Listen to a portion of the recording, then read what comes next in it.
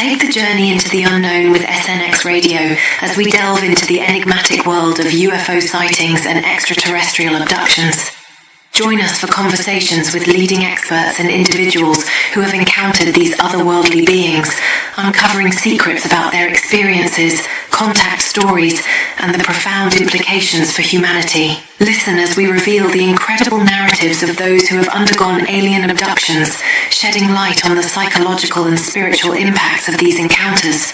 Explore the depths of consciousness and spirituality as we discuss how these experiences may connect us to something greater beyond our understanding.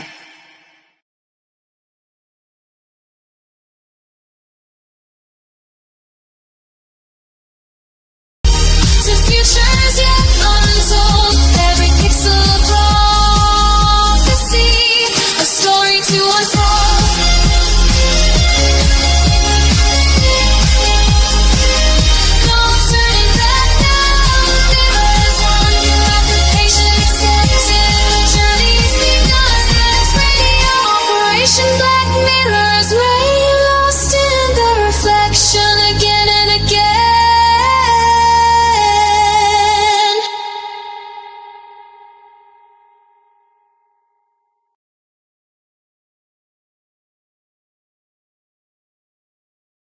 Temperature drops, the room goes still. Echoes fade in a silent thrill.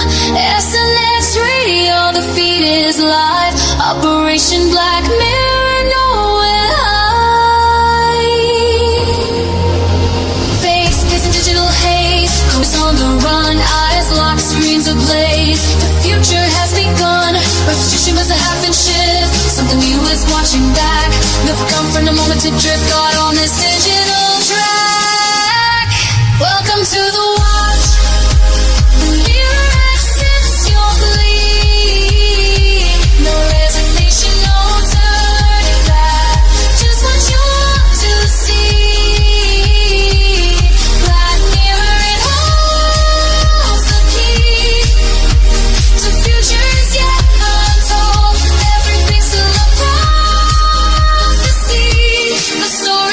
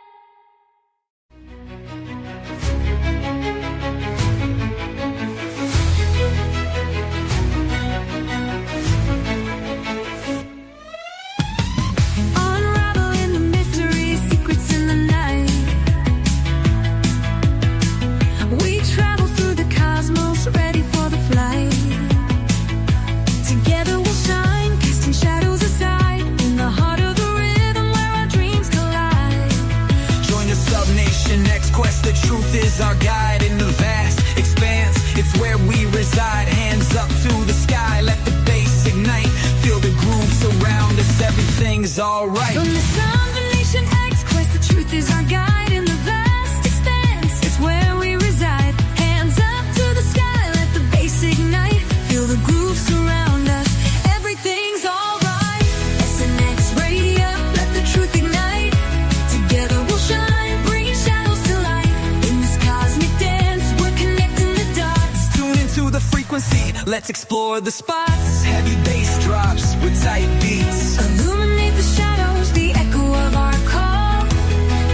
On this roller rink we'll never fall. Feel the energy rising, can you sense the spark?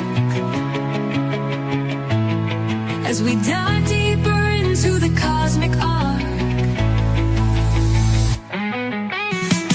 Stories of the universe, mysteries unfold. In the heart of SNX, where the truth is gold. Every note we play, every line we write, crafting our legacy, shining ever bright.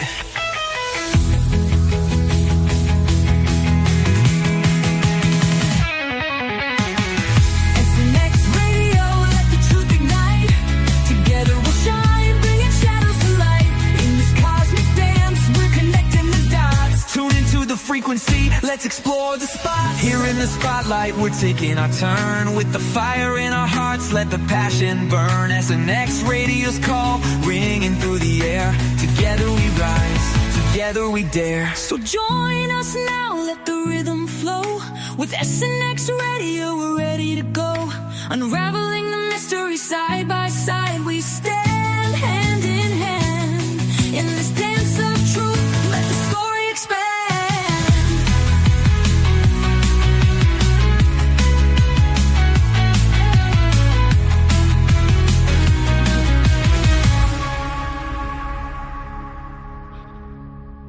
Are you down with that?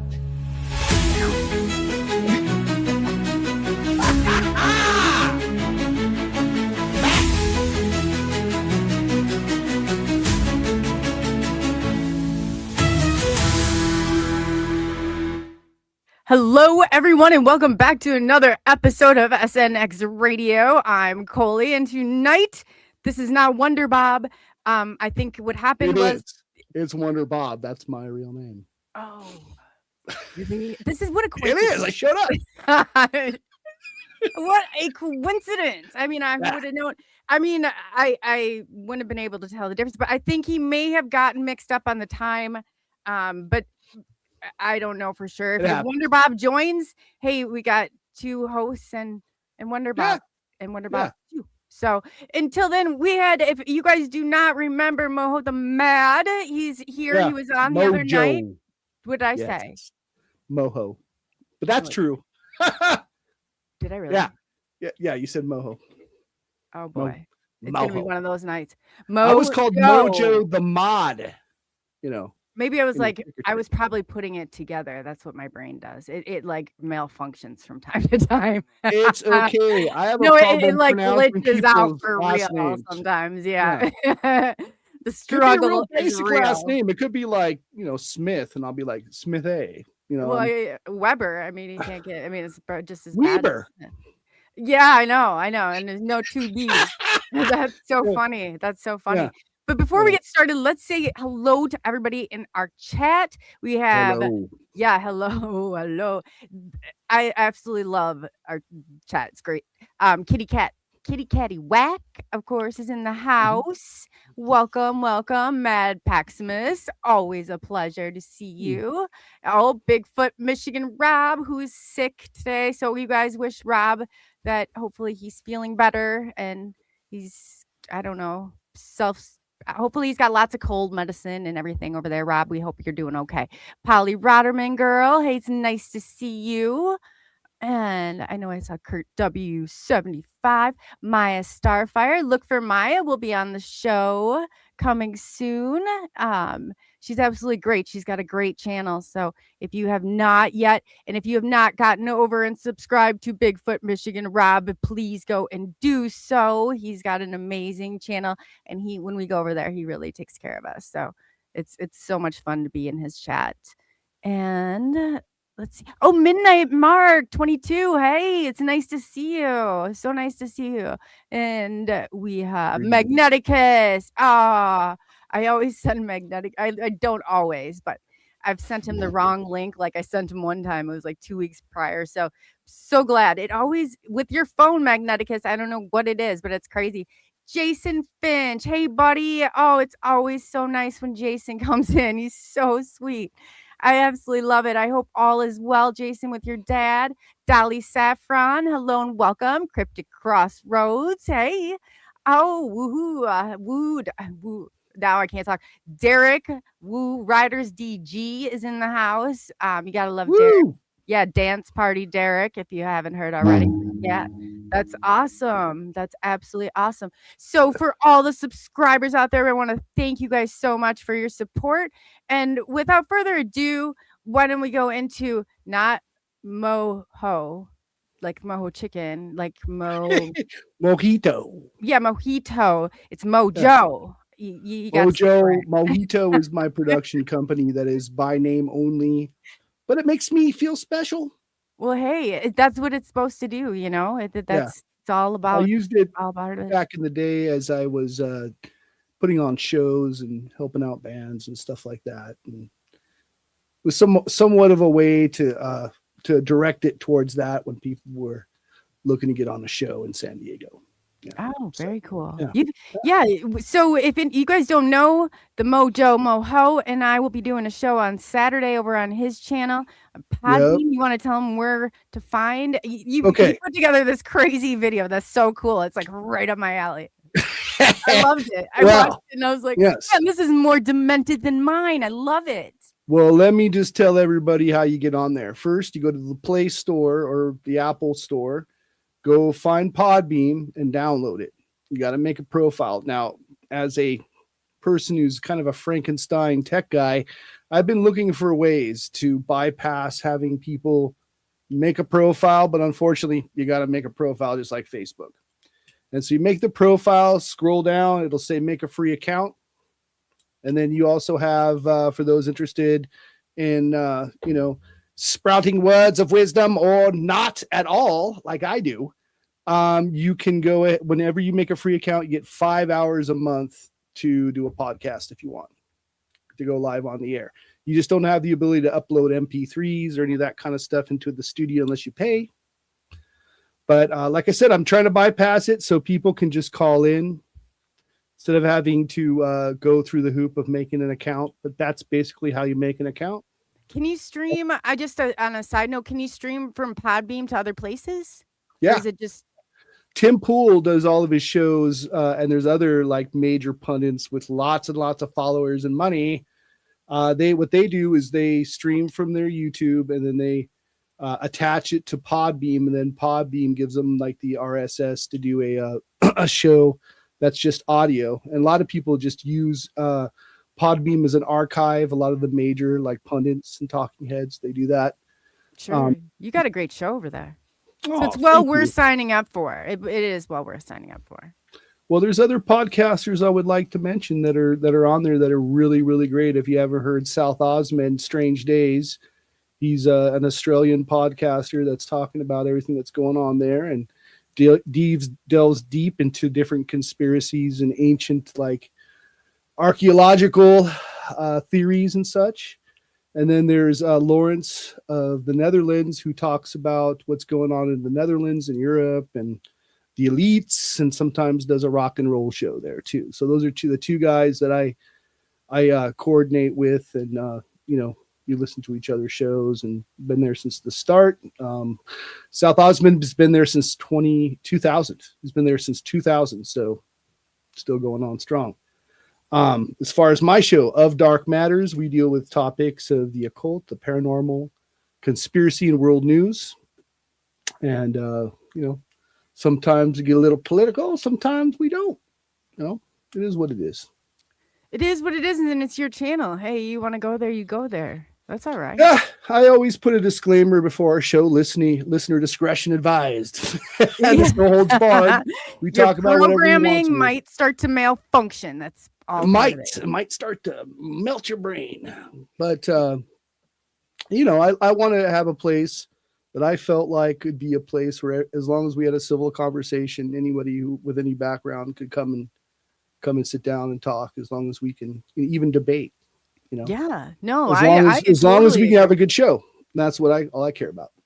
That's important. I've gotten to the point where I just dislike all sides equally. I'm the less of the, less control. That's what happened better. to me. It does. It turns you out though to complete, and it shouldn't be like that. Well, I think that it's been put there by design. Oh, because everything sure. seems to have an emotional tie to it, and one which seems like a puzzle you cannot solve. No, you're right. And I get so mad at it because I was like, at it, the government, whatever you want to call it. I was like, you keep this out of the political arena. Anytime you politicize something, it tears everything in two. It just goes. It does. It does. And one people there'll be shows evidence for this. Other side will show evidence for that. And neither side wants to come along and look at both sides. That's what I've noticed. I mean, I just don't give a shit anymore.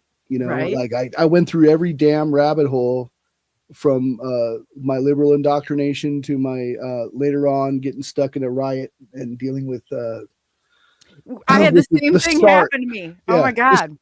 Just the start of like a lot of the Marxist activism going on in every single part of, especially in the music scene, led me over with my what I would consider an awakening at the same time. So it was sensitive and newborn at the time.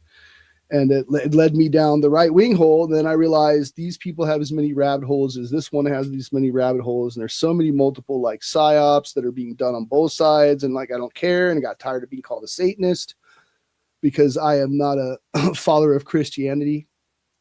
And I'm like, you know what? If you guys are not going to appreciate those that are there, that are trying to, see your side, then I don't want nothing to do with it anymore. It felt like some sort of psychological operation alchemy done to my brain.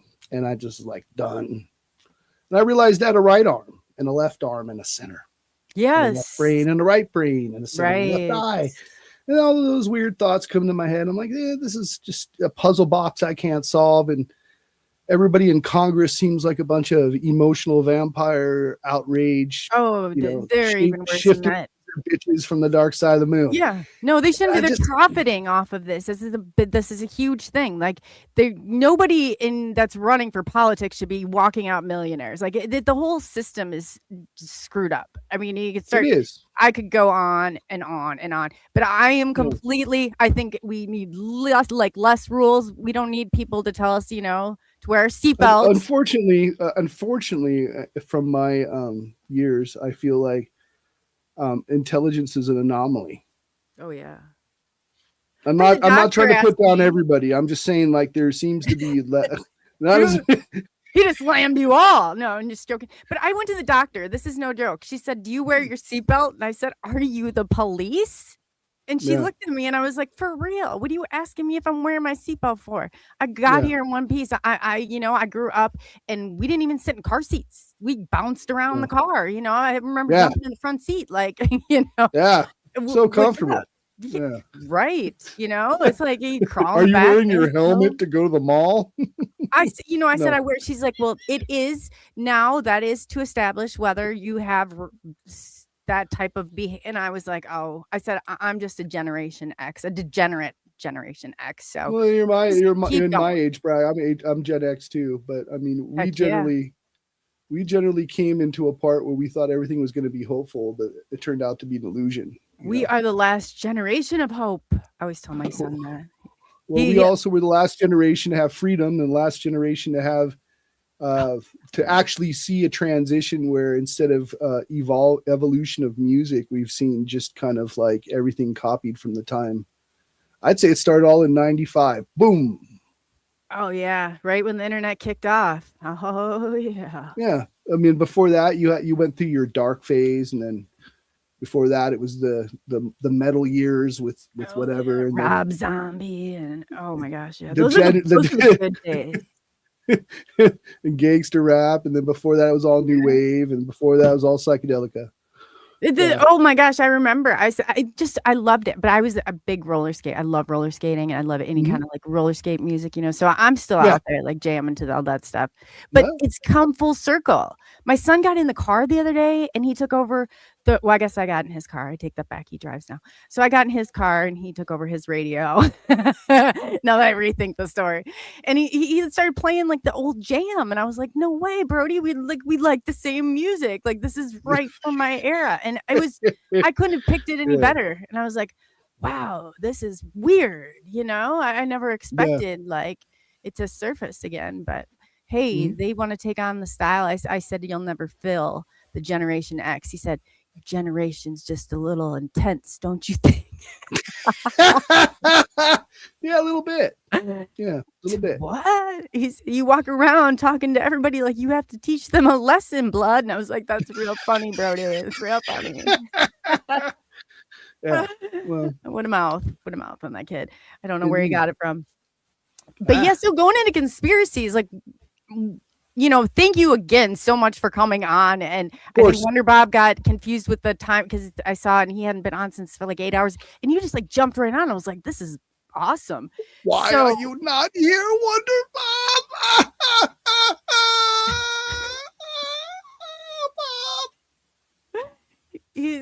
Hopefully, he did when we were going live already. This show, he did try calling. If you're watching, I will call and reschedule you. I don't know what happened, but I know it was probably just a mix-up because he was really excited about coming on. So no, I know it happens.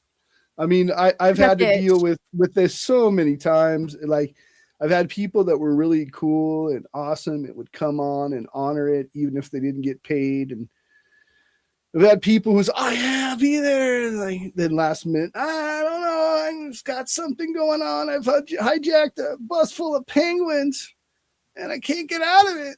And I'm like, okay. And then the third time, I'm just like, nah, man, I just don't bother with it anymore. Like, regardless of whether I have guests, I always want to put on a good show. Hell yeah. If I don't, and whether I have a guest co-host, which you'll be doing next Saturday the 20th, 3 p.m. Pacific, 6 p.m. Eastern, everybody. The worlds collide. And the worlds collide. Yeah, so we'll do a show over there. Okay. So it's 1 o'clock for me, right? Okay. No, not now, but like for the show. Oh, no. It's going to be like 6 p.m. for you. Or no, maybe a little bit back there. 5. Are you? Because right now it is 7:46. Okay. So I have to do this because I want to make sure that people can coordinate. And I know people that are all on different sides of the United States that would like to tune in. And so I have to put that sometimes rejects like the time change. It's horrible. Yeah. It's horrible. I had it down for 1. I was going 2 hours before. I would have been on that. Where's everybody at? Yeah. Thank you, Kurt. Thank you. God, Kurt can keep it together. He really can. Before the New York Eastern time. Yeah. So you'll be there 5. We'll do it for a couple hours and then boom. Yeah, that'll be a lot of fun. Your video was, you guys have to check out the video. It is great. It's excellent. You're only going to be able to send it through. You're only going to be able to send it through Messenger like the original one because I like mixed Flash Gordon intro with it and like I think the first one I did had Queen in it and it was like they Facebook wouldn't let me post it, so I had to try to use some music that I used for the introduction of my show and some of my other promos and try to mute a lot of the stuff there. But yeah, there's a finished version with dialogue and story. Yes. Oh, it will be fun. Did you see that? You saw the Ashtar Command where I took your face on those books of Ashtar Command? Yeah. So I did that one. That was what I started. I'm like, maybe we'll be like cybernetic robots, and I try to do the robot. I saw that one. That was cool too. And then I did the gun, like from the the space movies, and I was like, this is only getting cooler. And then I decided to go full Flash Gordon, and I did the picture of myself as Ming the Merciless. And I'm like, I got to go with this one. And so that's what I did. I took pictures from not only the 80s movie, but the 1930s serial. And then I animated them. It reminded me of Twilight Zone met not Austin Powers, but something I'm trying to even put like I was thinking of so many. I used to watch Nick at Night when I was a kid. So I like those. So it had like both mixes and feels to it. I like the years of like the Alfred Hitchcock and the Twilight Zone and like those. They were like the psychological. That was a show that really influenced me, as that and old 30s and 40s radio. Yeah, I get that. I felt it through when you sent that. I was like, man, this is cool. It brought like, I was trying to like Dragnet, kind of reminded me little pieces of that, and I was like, this is only getting cooler. But I could just feel like the whole Tales. Well, I've been getting better with prompts, like using Filmora. I've gotten better with prompts. I can basically understand what the command is that I want it to do, and it will do it. And then I try to piece it together from there. But I start off with an idea, and like as I made that film, that was probably one manic thing I did all day. Besides, I don't know what else I did, but I did that. I focused on that. Once I was in a role, like it just kind of, I can't stop until it's done, even if I'm mentally exhausted by it. Isn't that so true? And I'm like, it's not like I did anything physical, but it is. It's like that mental, and you start getting wrapped up into stuff. I have to tell myself, it can't be perfect. You just have to, let go of it at a certain point, because you just like keep doing, and then I'll just end up making it like. But well, I like perfection. I like to try to make perfection. I can, but I like the minute I start is a disorder. Mojo. No, it's not. Yes, no, but I take from the chaos and make order. Oh, right? Yeah, like Carl Jung. That's good. I take this stuff, bring it in, and then I use that. I usually see what's going on in my head before it happens, and then I'm able to kind of piece it together from there. But that included like drawing or anything else that I was doing, art, like graphic arts, or even one of the things that I got really good at was like collage art. Where I can take, and that now that I have like AI can switch faces, I can put your face on any body. I've done the Twilight Zone thing. Like one of my intros was Twilight Zone, like inspired when I had Daryl Denton on my show. Oh, really? He's been on my show twice. Twilight Zone? Yeah, it's me and Clutch. If you want to see the picture sometime, I'll show you. It's me with my face on Rod Sterling's body. Yeah. I think Daryl inspired Twilight Zone. Yes, he did. How so? I have to know. No. I mean, like I was inspired by Twilight Zone. That's like one of my favorite, like black and whites. I'm just wondering the correlation, because I think I kind of could picture this in my mind. Well, I basically took a picture of Daryl Denton and myself and my co-host Dr. Clutch, and I put I face swapped our faces on the Rod Serling's body, so we're all wearing suits. And then I cut that out, and then I put it in the woods, and I animated that, and I had creatures dancing around and doing stuff in the woods. And then I'd have myself open a door and shatter glass, and then like symbols flying through a vortex. Oh, that's cool. And so I did that kind of stuff. Yeah.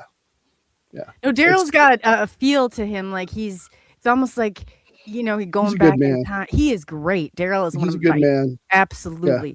One of my favorite, but he's just, he's got so many different dynamics to him, and he's just so humble about stuff that he's a good man. Moving. Yeah, it really. I'm honored to be his friend. And I just like Swamp Dog. If I hadn't met Daryl, I wouldn't have known Swamp Dog. And Swamp Dog and I like talk a lot. Yeah. He's a good friend of mine. Yeah. Yeah. Yeah. I don't see Swamp Dog in the chat tonight. I don't know. Hey. He likes to talk. Okay. He can hold his own conversation. He can. Yeah, absolutely. There he is. There he is. He popped in. Did he hear his name? Yeah. Yes, he heard his name. He's here. We summoned him here. Hey, Swamp Dog. We were just talking about you. I'm sure your ears are ringing. That's so funny. Yeah. All my friends live far away. It almost sounds like a country western song. Yes. One with a banjo. I know. My buddy was asking me. He's like, "Do you have friends that because I'm really considering moving out of Iowa," and I was like, "Yeah, I got friends all over. What are you talking about? Do I have any friends?" Yeah. They're around. They're just scattered everywhere. But it's it's like you build this online community with everybody, and I feel so close to everybody, and it's I don't know how else to explain it. Yeah. You've been putting together a good show here, and everything that you've been doing is a process of that hard work and the magic of your creation. It's awesome, and I'm honored to be here for sure. No, thank you so much. And I guess I love the conversation. I got so much great feedback from the show that you're on, and I just I guess let's go down that rabbit hole, because you can really go down that mind bending, I guess the reality shift.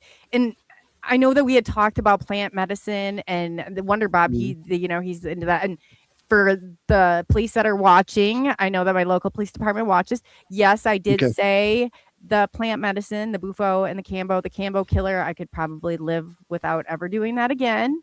If this is, did you go that? Fifth dimensional? No, I think that crawling around on my hands and knees, purging to Mother Earth for hours was just, and I was like, oh, this is, then you have to drink like all that water. And then were you high out of your mind? No, I was sick. I felt like I had the worst flu of my life. And I was like, there's it was so embarrassing. So if you guys ever decide to do this, bring 10 pairs of extra clothes, go with people you don't know and you're never going to see again, hopefully. And some wipes and some Pepto-Bismol. Yeah. You're going to get sticky. Oh my God, it was horrible. People are purging in all sorts of directions. And of course, the guys pick a number. And I was like, oh, watch, I'm going to pick the number to go first, and everybody's going to watch me purge. And then they're going to, and sure enough, that's exactly what happened. I won that lottery. And so everybody's there. And I was like, oh, some point there's kids. I'm just not joking. We're out. I could see the city pool. I did this. Oh yeah. I was. Were you glad you did it though? Were you? The bufo I loved. I went back and forth on that. But the cambo, I was like, man, do I have to? Is that always a part of it? Can I? I don't know. I've never done what you're talking about. Tell me what you're talking about real quick. Oh, the cambo where they okay, so they take the. You're using words I don't identify. Oh, I don't know this cambo you're talking about. Cambo the killer. It's the frog venom, but it's when they put the burns on your. I have them on my ankle. I'm not very excited about that, but it's just a part of the whatever the ceremony. Lick the toad. Yeah, and it makes you sick. Yeah, you just the guy's like you're just gonna feel so flushed and hot, and it's killing everything in your system. And if it didn't kill everything in my system, it about killed me. So yeah, that sounds rough. Oh God, it was horrible. It was horrible. It reminds me of tales of ayahuasca, where people are purging and going through everything in their stomach before they get to that final trip. It was exactly. Ayahuasca, amped up 10. Oh, yeah. Wow. You think that ayahuasca there was nothing that compared. I haven't partaken in that. Hello, how you doing, Shelly? Yeah, I mean, I haven't done that, man. I did mushrooms and DMT and LSD back in the day and various other substances. I did. I don't. Ooh, Midnight Mark said he's into plant. Anybody else into plant medicine? If you guys have not done this, I the only thing that I can say that I've done close. Okay, neither is San Pedro. Oh, San Pedro is not. No, I liked it. It's like one of those things that you drink it and it tastes like earthy, metally, not very pleasant, and then when you drink enough of it, then you're supposed to puke and then it changes the trip. Oh yeah. I didn't. It's basically like mescaline is what it is. So mescaline is in peyote, that kind of stuff. I had a plant, my cat ate it. Oh. A peyote plant? Mm-hmm.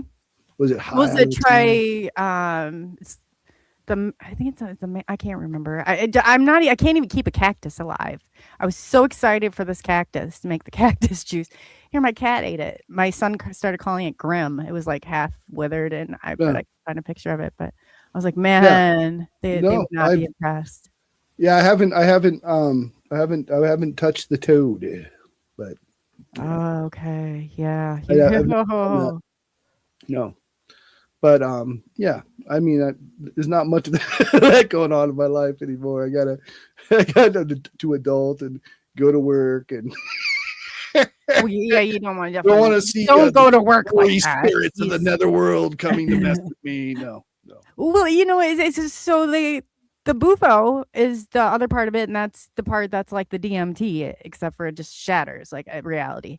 So it's an ego death. The people that were there, one was in a fetal position, rocking back and forth for a couple hours.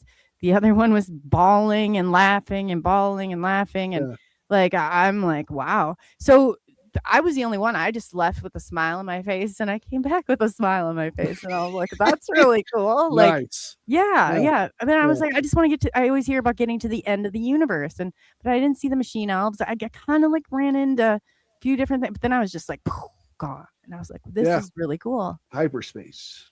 Yeah, but you come back, and it's like, I get what they mean because it's like you see things. You see everything so differently. And it's like you realize like, oh, these little things that we're getting caught up in life, like these, whatever, they're not real important. They're not what matters. Like, let it go. And it was really good for me because I was kind of struggling, with like the mommy issues and stuff like that, and just like stupid stuff. And I shouldn't say stupid. Well, all the stuff that gets bunched in your head, all the stuff in your subconscious. Like all that kind of stuff. Just a little too well. Yeah, you can't. I don't know. And I used to be a therapist for 7 years, and I can't even talk the lingo. Like I can't sit and tell somebody to their face like anymore. Like I got to a point, and I was like, man, I'm so confused, like by all of it. It's like I people the same issues. They'd be like, "How'd you know this was gonna happen?" And I'd sit back and I'd be like, "How do you not know that you're doing it again?" It's like, man, how do you know you're not in a loop? Yeah, and it's like an ongoing loop, and it was negative after an hour, and I held it together. People have trauma. Yeah, they have a lot of trauma. It gave me trauma in the process. what was therapy before the advent of modernity? It was shamanism. Yes, basically, that's you where went I'm to a going. shaman. That's where you went before a shaman and had them guide you, either through psychedelics or fasting or sleep deprivation, and put you into an altered state of consciousness. Yeah, whether it be drumming or, psychedelics or whatnot. Thank you. Oh, Rob, I didn't know that. Rob, wow. That's cool. Yeah, you know what? If you can avoid modern medicine, it's on you. Everybody's got their own choice. Everybody's got their own decision. And you know what, Mo? We got somebody here with us. Okay. Hold on. Who do we got here? We got Wonder Bob. Hello, Wow. Bob. Hello, sir. How are you? Good. Nice I didn't know meet if we had a mix up on time. I did try getting a hold of you. I wasn't sure. So I appreciate you coming on. Moho came on, and I thought, you know what, if Bob ends up coming on, then we'll just go ahead and, I said we got two hosts now. So Oh, that's great. Hey Mo, how's it going? Nice to meet you. I haven't met you before. I'm in Colorado. I'm in the high mountains of Colorado. Oh, okay. I am in Eastern Washington. I'm in freezing Iowa. Freezing Iowa. So are you in Yakima? No, that would be southern, southwestern Washington. I'm in Spokane. Well, it's southeastern Washington. Yakima is. So you're northeastern Washington, Spokane. Yeah, that's beautiful up there. Yeah. Woohoo! Yeah, I'm lucky to be up there. It's a little gloomy and really, really wet. It's weird. We get cold winds right now and warm atmosphere, so it's you get a little bit of both. Hasn't been like Washington's been getting pounded with rain, right? Western Washington, yes, all the way up and down from the north, and in I believe it's different counties going all the way down. Where my mother lives, right now in Renton, is now flooded. There was a dam that broke. Oh man! And Tequila is now flooded. Parts of the 90 are flooded. Not snow. It seems to be coming from like a Pineapple Express from Hawaii right now. So that's why I was noticing both cold and warm weather. So 1 minute you'll have tropical feel with the rain, and then the cold will hit you, and you're like, I need a jacket. So yeah. Yeah. Could be Yeah, worse. then You guys the, could have the -10 we had going on here. This is Yeah, you like guys are freezing. miserable. Yeah. Oh gosh. And then the illustrator from scene 6 got attacked. Mo will understand that reference. You won't get it, Coley, but No, it went right over my head. Could you tell? yeah, I was like, but at least Moho got it. Yeah. It's from Moho Monty chicken. Python and the Holy Grail. Mojo. Yeah. Yeah, Yeah. it's from Monty Python. So Oh man, I'll have to look into it. I would wreck that joke right there. I just thought I'd slide under it, but you definitely caught me. You stepped in at a good time, Bob. We were talking about plant medicine. oh great, that's good. Yes. That's good. What? And I kind saw of- that. what I kind was of talking plant about. medicine? I was talking about the Cambo and the Bufo. Okay. And we kind of, and they, Mojo, he didn't understand exactly what I said. It's kind of, how would you, I guess, explain it compared to DMT? I know it's the frog, and I mean, it's there's all kinds of plant medicines that are out there, and I guess before we dive into it, I would say, make sure that, whatever you're experiencing, make sure that you're doing it with an experienced shaman, and somebody that Yep. knows how to do that. And if you're doing an indigenous ceremony, make darn sure that they have an altar, that they have permission from the indigenous people to actually do that ceremony. So that's another thing. But there's different there's different medicines that do different things. So there's grandmother stuff, and then there's grandfather stuff. So grandfather stuff is more cactus. So that's the peyote and the San Pedro and the mescaline. Yep. And then the feminine is more of like the ayahuasca, and then there's another medicine called Jurema that's very similar, and that's where the DMT is extracted from that. But you got to remember that the DMT that the kids get as a party drug, it has been so processed that the deva of the plant, there's not much of it in there. So we use these plant medicines as teachers, and so you get a wise grandmother that she can do anything like tell you how you got here 230,000 years ago and what happened, and give you, your whole, mission of your thousands of incarnations, or she can say, you got to clean up your room, I mean, anywhere in between that. Yeah. I mean, it's so intelligent. It's really incredible, what it can do for you. Now, you mentioned frog medicine, and frog medicine is, before we get to frog medicine, then you've got the mushrooms, the psilocybins and that sort of thing.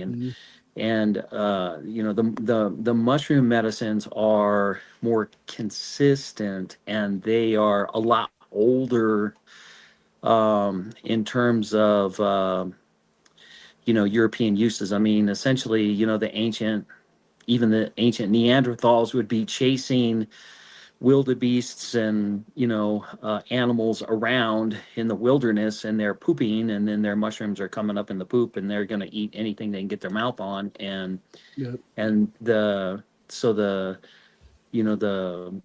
fungi, the mycelium network, we're closer to that than we are to the plant kingdom, for example. And so it's pretty phenomenal. I guess the platform of creation actually begins with a fungus, a mycelium, and then it splits into, are we going to be an animal? Are we going to be a plant? That sort of thing. So then you have frogs. Now frogs, and I should probably say toads and not say frogs.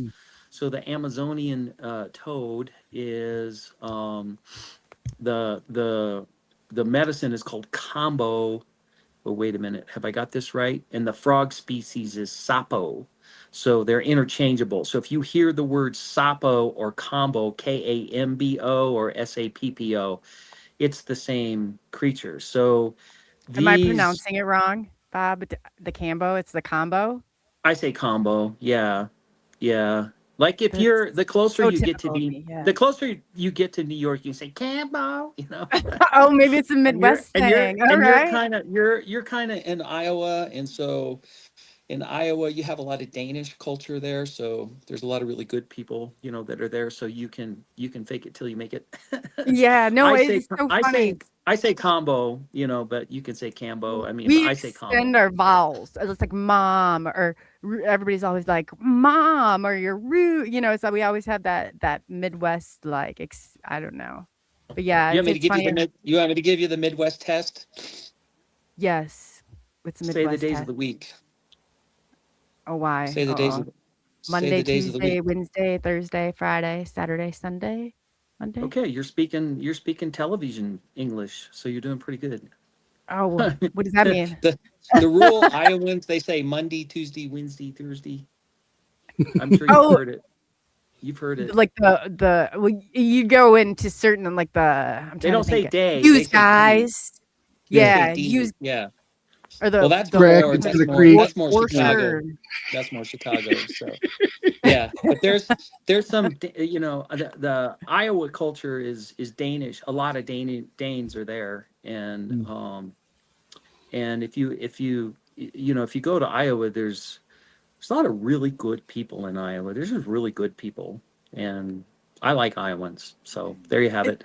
So Oh, that's great. Well, so there's nothing like a yeah, Midwest welcome. I always feel like the Midwestern, but then you go down south, and I'm like, man, they're killing us on that one though. But Midwest well, just things are has changing. that. Yeah. Yeah, hmm Yeah, we're just. American culture is fun. So on the combo, these guys, I don't know how they figured it out, but the toad, the Amazonian toad, will secrete like a slime on its body that doesn't taste good. And so if a frog or a bird, tries to ingest, that toad, it'll spit it up. It's like, this doesn't taste good. But some way, I don't know how these guys figured this out. It's brilliant. They figured out, you have to put a little blister on your skin, and then you put the reconstituted paste onto that blister, and then what it does is it trickles its way into your body to release toxins, trauma, scar tissue, emotional PTSD. It's incredible, and so it's almost like it knows where to go, and then it will unravel what's there. It will liquefy it, and then you get well. Yeah, and you gotta have a get well bucket, and Oh We're yeah. just talking and about then we it. do that. Yeah, but Yeah. it's really amazing. So I mean, it'll go as a heat. It comes through the body and it goes as a heat, and then it'll decide if it wants to go up or down, and Oh, then brutal. based on where it goes, your body will literally turn red, and it will work on that area of the body, and then it will release. So if I can get somebody, for 3 days, then I can give them 3 sessions, and then it goes to different areas of the body, based on those 3 sessions, and it's really really brilliant. Like when I was a kid, when I was about 13 years old, we were tearing down this house, and I got hit in the back by a sledgehammer, and it hurt, but it didn't like break any bones or do anything like that. Well, so I'm 50 years old, and at the time I was doing this combo, and the medicine went right to that spot, and it's like, how does it know to do that? Because I didn't remember it, and when the medicine went to that spot, it brought up the memory of when I got hit, and I could remember getting hit and what happened and all that. And they go, yeah, you got some PTSD here. We're going to undo it. And it did. And I was like, whoa. And so things that we have forgotten, things that we have buried, things that we're holding on to from past lives, things that we're not even aware of. It will go right to it, and it will unravel it and go to town. So that's combo, which is different than bufo. Now bufo is a desert toad, and so if you these desert toads have these glands. It's kind of gross, but if you like pinch it like a pimple almost, it goes, and it sprays out, and that is it's very visual. So that's the 5-MAOI DMT when that thing happens. I don't waste my time with bufo because I have another medicine that will facilitate the same thing. So, and it's gentle.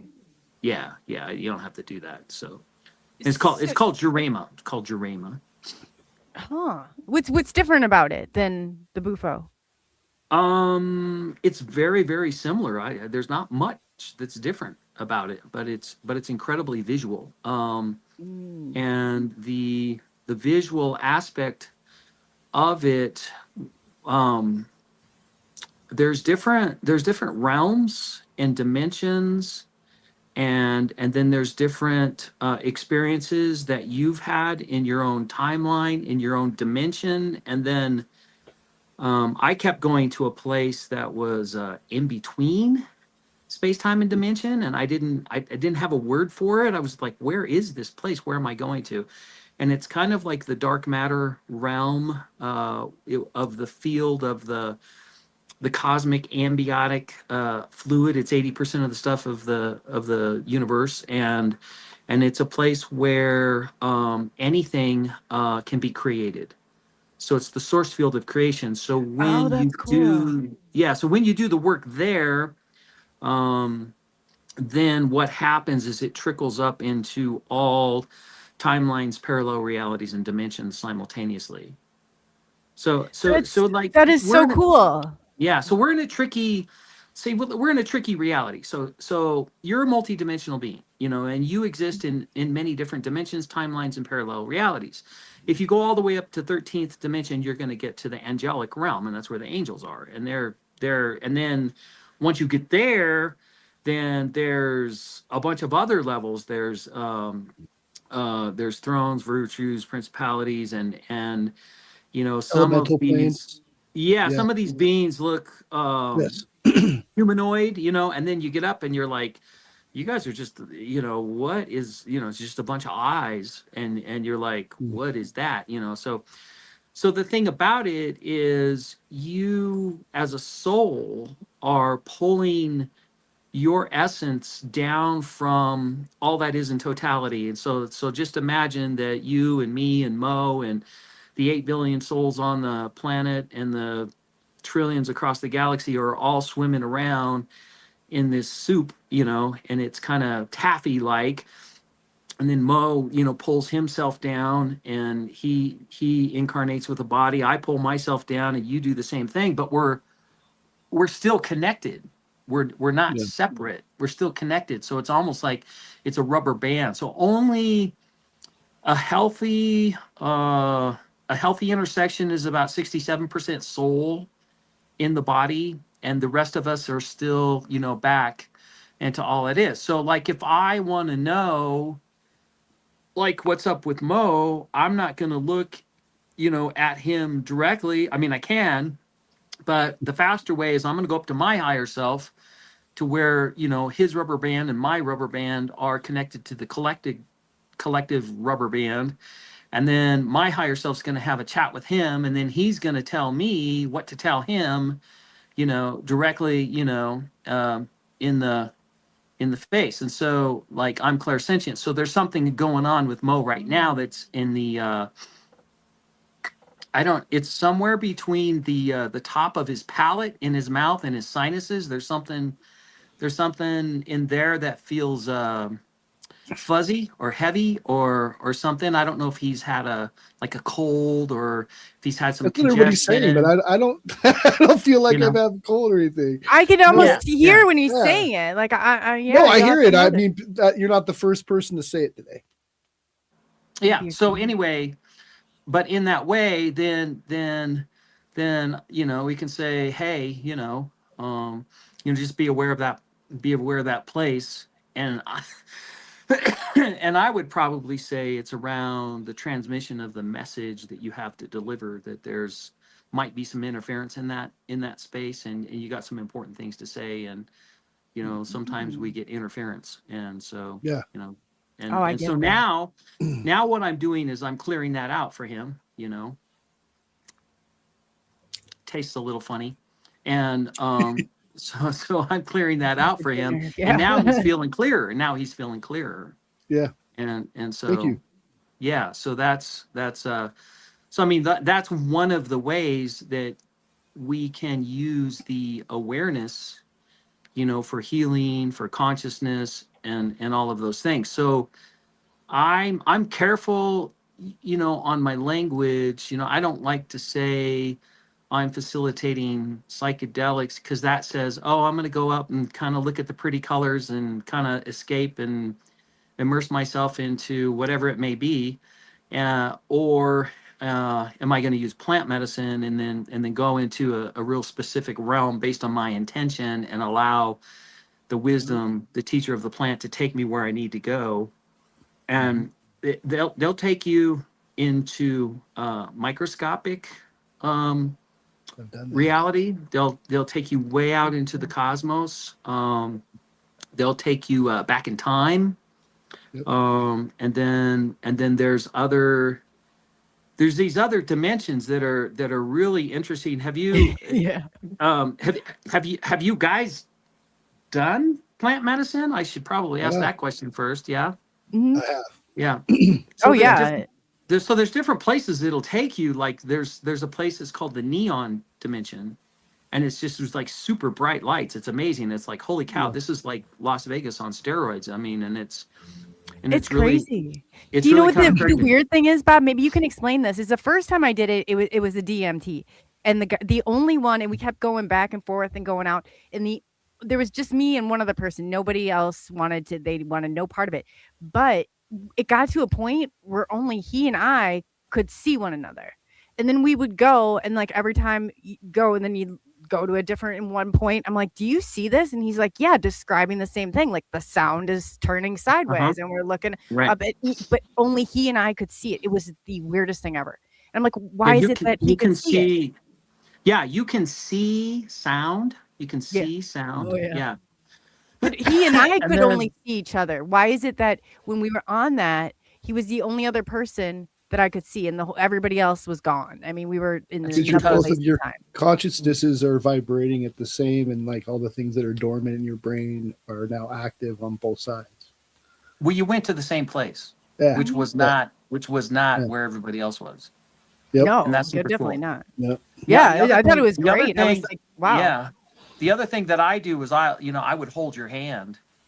I mean, when I facilitate, I usually let people have you want to be quiet, let people have their individual experience, and let whatever happens with them and the medicine, that's sacred communion, unless somebody's in trouble and you need to help them, but that barely happens. But and I just tell people, look, I'm in service to you. Whatever you need, you just let me know, and I'm here to help you. And I've and some people will say, I need to get up and go outside, and other people will say, I need to pet your dog, and other people will say, I need to get on the floor and stretch. You need to use your I mean, shower. Yeah. yeah, I mean, Yeah. there's that Yeah. too. You can imagine. So That part and was then- rough. That yeah, was rough.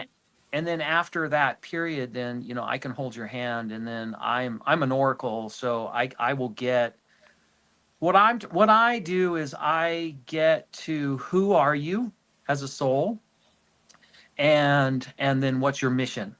That's really pretty much it. Who are you? So can you do that without the medicine? Like, just, I mean, Yeah. you were able to tap into. Absolutely. I guess I'm really curious. I was just reading your stuff, and I was like, man, you are so fascinating on so many levels. Yeah. I definitely think we have to do a part 2, because the mystery schools, I mean, you're going into so Yeah. much stuff. I'm just absolutely fascinated by all of it. You can access all of this stuff with guided meditation. You can do it with meditation. That's the tool. That's the vehicle. And when you do it by yourself, it's good. When you have another person helping you, it's a lot better. And then when you add a plant medicine, it goes a lot faster. Yeah. And so the plant medicines will open up the doors to the different dimensions and realities. And that doesn't mean that those doors close. I mean, those doors are open. Like once you're open, Mo's feeling so much lighter right now. I'm going like, yeah, because I know what you're talking about, man. Yeah, we no, are I the mean, gateway. I felt something that was dense in your body in that particular location, and now you're free and you're open, and I'm going like, that feels a lot better. So a lot of the things that we get as gifts, clairaudience, clairsentience, clairvoyance, things like that, the medicine will bring those gifts online for us, and then we're online all the time, and then it will show us and it will teach us ancient information, like ancient civilizations. Like I've walked with the Egyptians, the Sumerians, and these other beings that are like way older than all that. There's I'm a bit of a I'm a bit of a warrior, so I get thrust out into aggressive areas, and I have to clean things up, butt heads with aggressive entities, and get them to shift, change, or leave. So I mean, I do a lot of that, and I don't like to. I guess I don't like to be egoic about it, but I'm just saying that's one of the things that I do, and I've had to go head to head with some pretty nasty things to get them cleaned up for the reality. And it's super cool. I mean, it's actually working, and you're going like, holy cow. It's like, did I do that?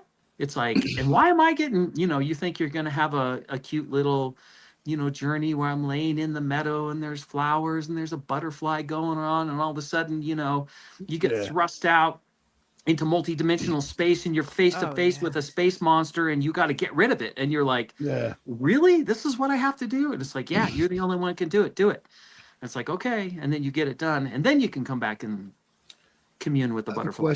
I have a question for you. Yeah. Do you think that there were people that were making, say, stronger versions of like LSD on purpose to create an awakening with a group of people? Because what I noticed is I started having, towards the end of a lot of my like chemical psychedelic usage, I noticed that it felt like it was LSD and DMT mixed together, that kind of feeling, like it was almost supernatural. And I was having a series of visions of some sort of spiritual conflict going on. And it was not just one story, but it was a continuation that just kept going. Yeah. And it was almost felt like by design to make me awake out of whatever different things that were the constructs that were lined up in my life at that time. I mean, this was like, this stuff felt like possessions, or like what people consider going primal. Channeling at the same time. I've had those experiences. Yeah. You can go primal. Like anything's possible. Let me see if I can. So Mo, were you doing LSD, and then you felt like you were also having a DMT experience during the LSD? Is that what happened? Yeah, this is after I had been using DMT for a while. Then it started to change my trips, not only with mushrooms but with LSD too. And the last time I did that, I had taken some pretty heavy, I guess they were black pyramids or something, and I literally, the entire situation was supernatural. It was all leading me into continuously, like, when people say you're what's the word for it? I forgot. It's been some time when I'm peaking, but this stuff was like nonstop peaking, and each peak was higher and higher to the point where I'm seeing some sort of well, there's something going on between like what I saw, and so I had a friend remote view this vision. They had to deal with angels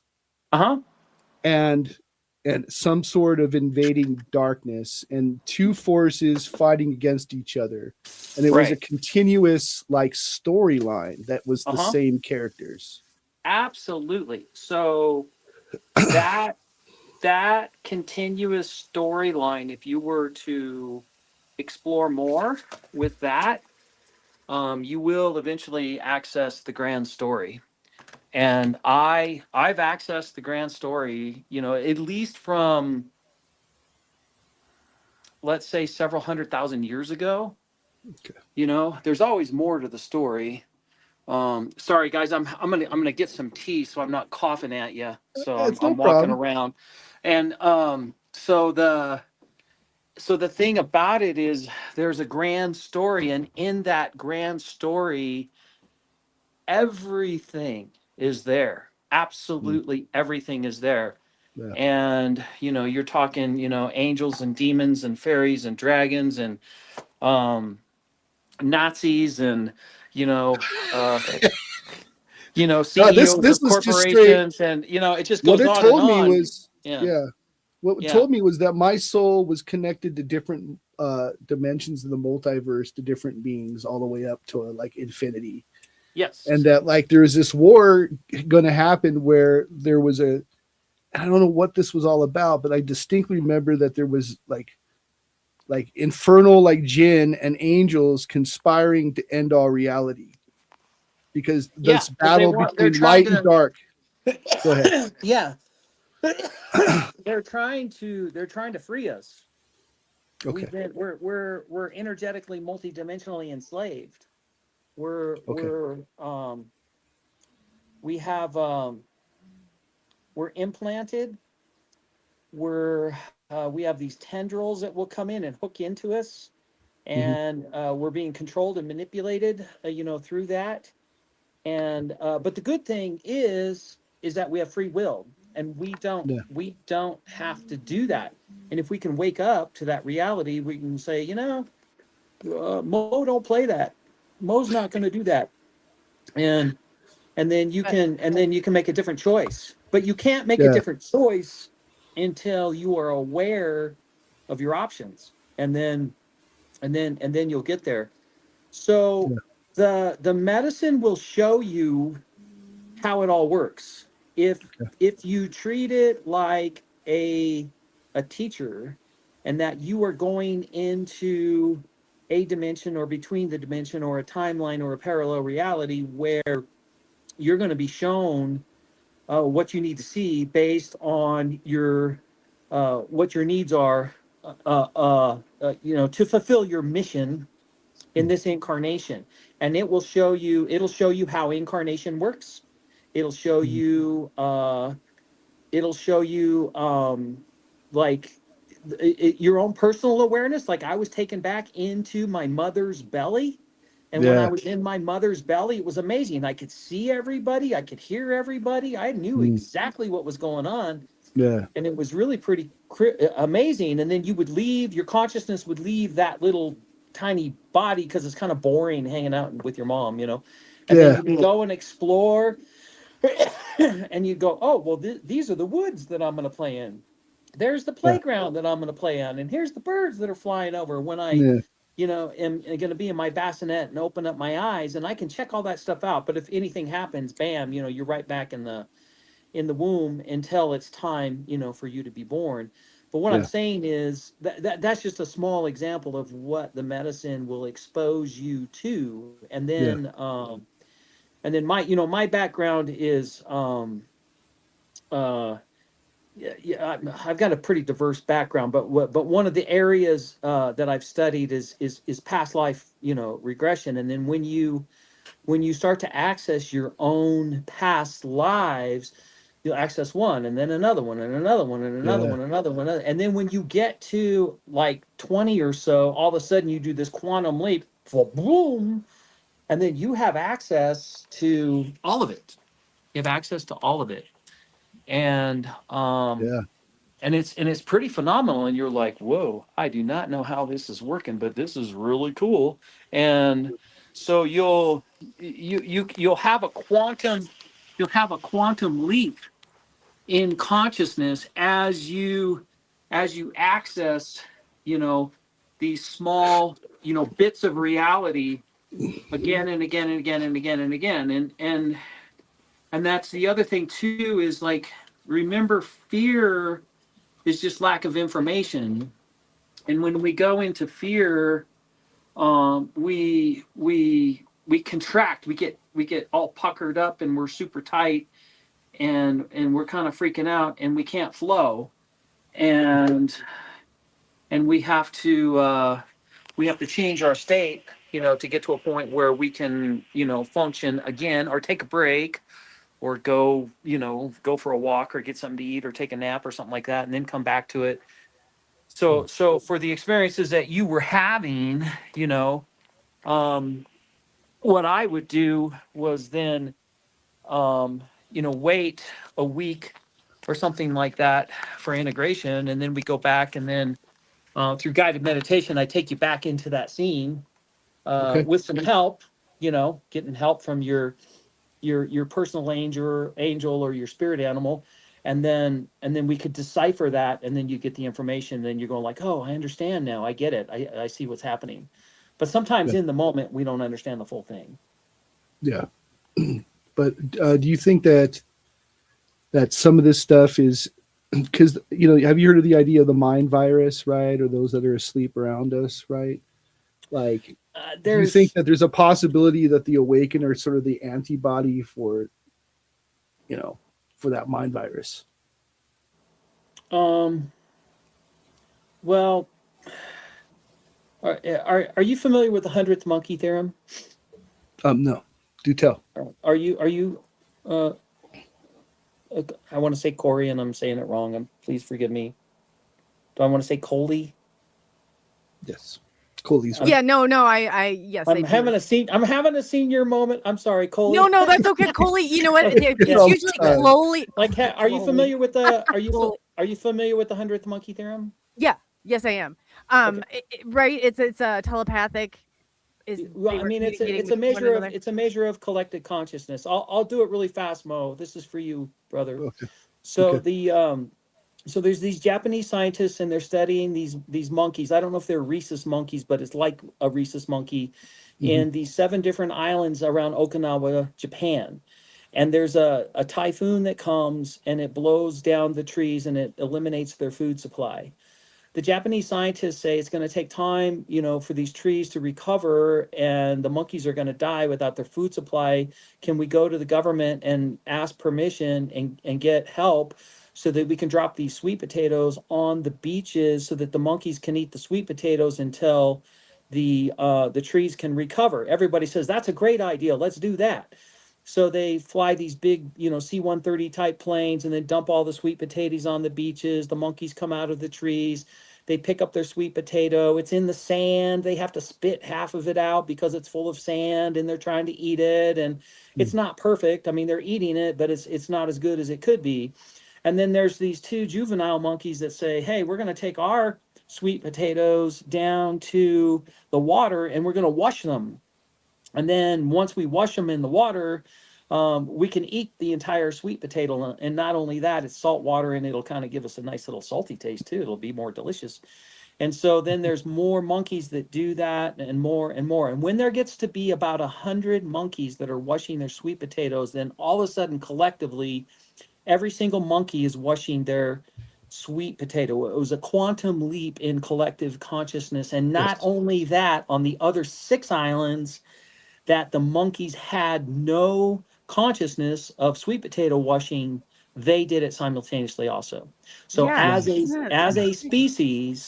species, we have a collective consciousness. Now, just imagine that we have the 12 seed souls of humanity. There's 12 souls that are all, you know, incarnating, and we're all here and we're hanging out, okay? And all of a sudden we start to enjoy our bodies and make love and start having babies. This is fun. Great. Okay. So we have more bodies, but we don't have enough souls. So one soul will divide itself into 12 more souls, and then it'll incarnate. And then those souls will incarnate into 12 more souls, and then they'll incarnate. These are called legions, and so on and so on and so on. So eventually you get to this point where you're going like, well, we got 8 billion souls on the planet. How do we have a conversation with those original 12 souls?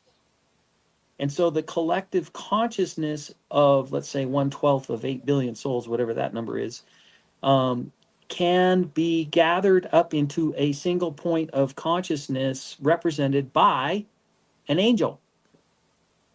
And all of those filaments that are coming from all of the bodies and collected, collections from all of the other souls, they look like angel wings, and then it'll be a deva.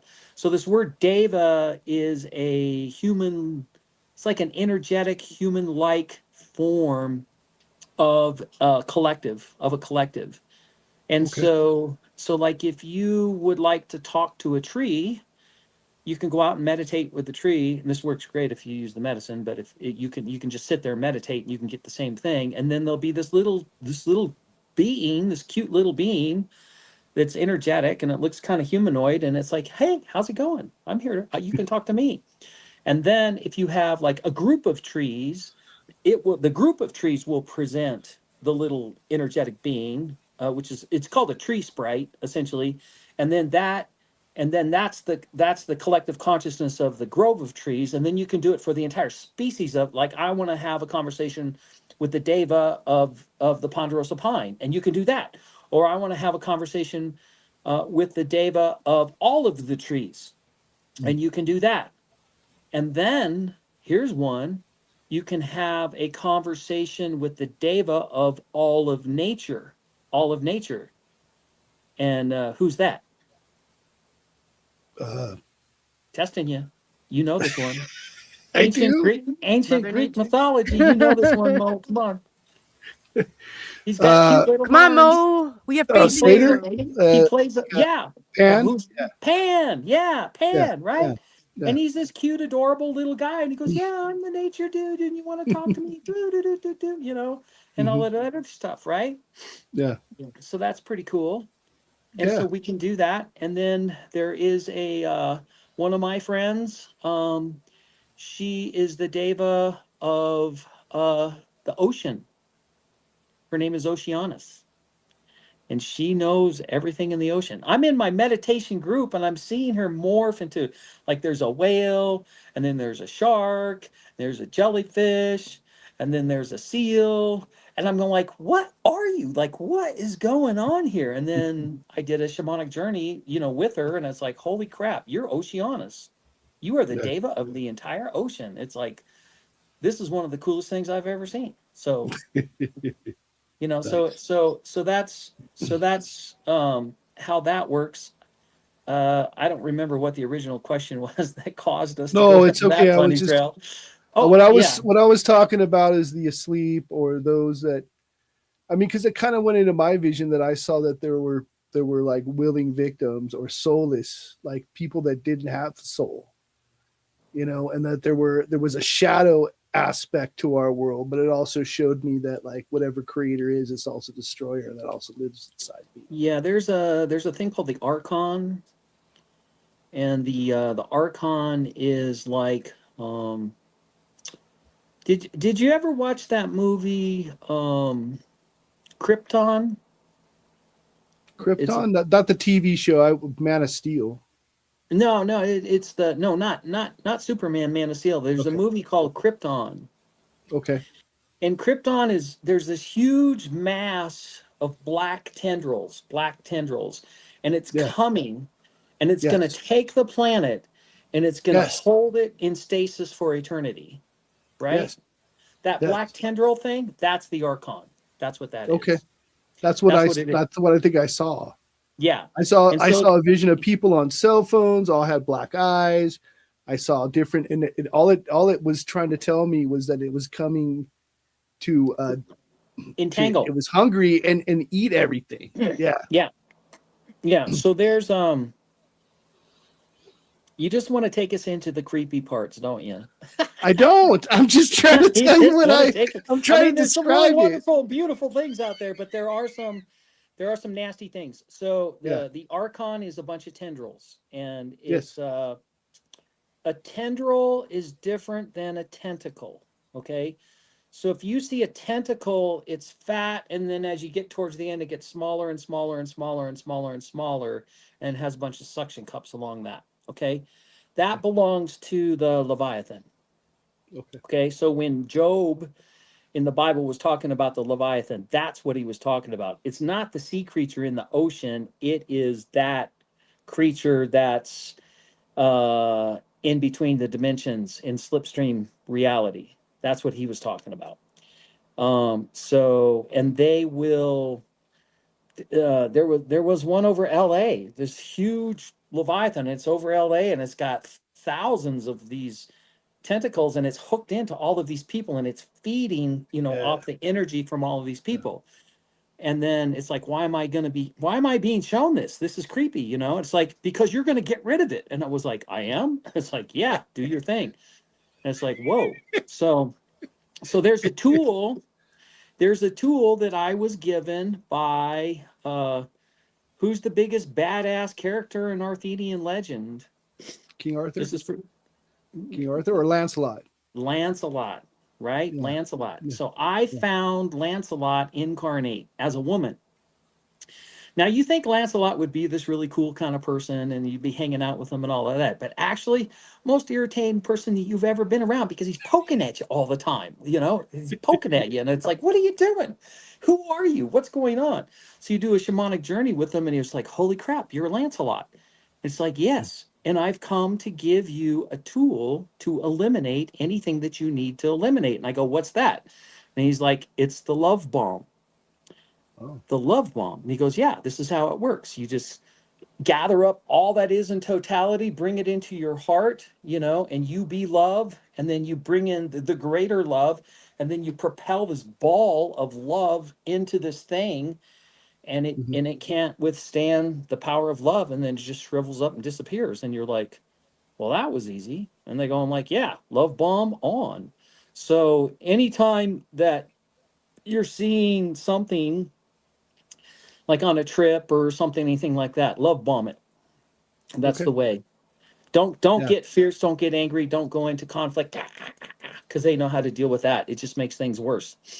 And then, but if you just be love, create a ball, deliver it out there. Here, let's do it to Coley. And then you kind of ripen it. You want to ripen it. Okay. Feel it. Okay. Energy. Here it comes, girl. It's coming to you right now. There it goes.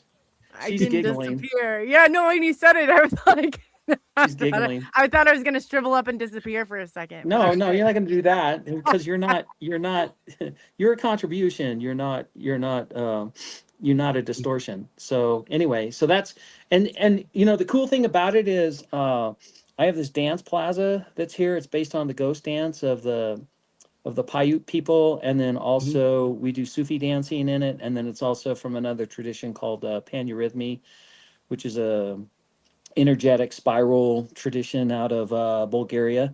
Anyway, we get in that dance plaza, and we pull tons of magic through it, and then literally we are like on the medicine, and we can make these little T-balls, and we send them back and forth to each other, and you actually feel it, and you're like, whoa, this is a trip. You can like make it bigger and do stuff and play with it, and nice. So we get playful that way. So it's fun. I know. I have another question for you. We just huck ears of corn at each other. I know. Well, I have another question. That's an Iowa thing. I have another question for you. I've been encountering more and more what I see archetypes around us. I've just people that are, made up of the construct that they think they're supposed to be. Right? I've been noticing that a lot lately, but I've also noticed like themes and like, I guess what I would consider tests that seem like they come out of the script of a movie. So I think your microphone was a little fuzzy there, but it said okay. You're seeing other people that are coming out, and it's like they're demonstrating an archetype for you to see. Yes. And then what do you do with that? Yeah. Okay. So there's several things around that. The first thing to know is there's something called the collective experience, and you can dip into that anytime that you want. Anybody that's ever had an incarnation will take that experience and put it into the collective experience. And then anybody that's incarnating on the planet can dip into that and take that experience out and have it for themselves.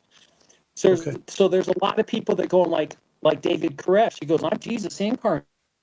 And it's like, of course you are.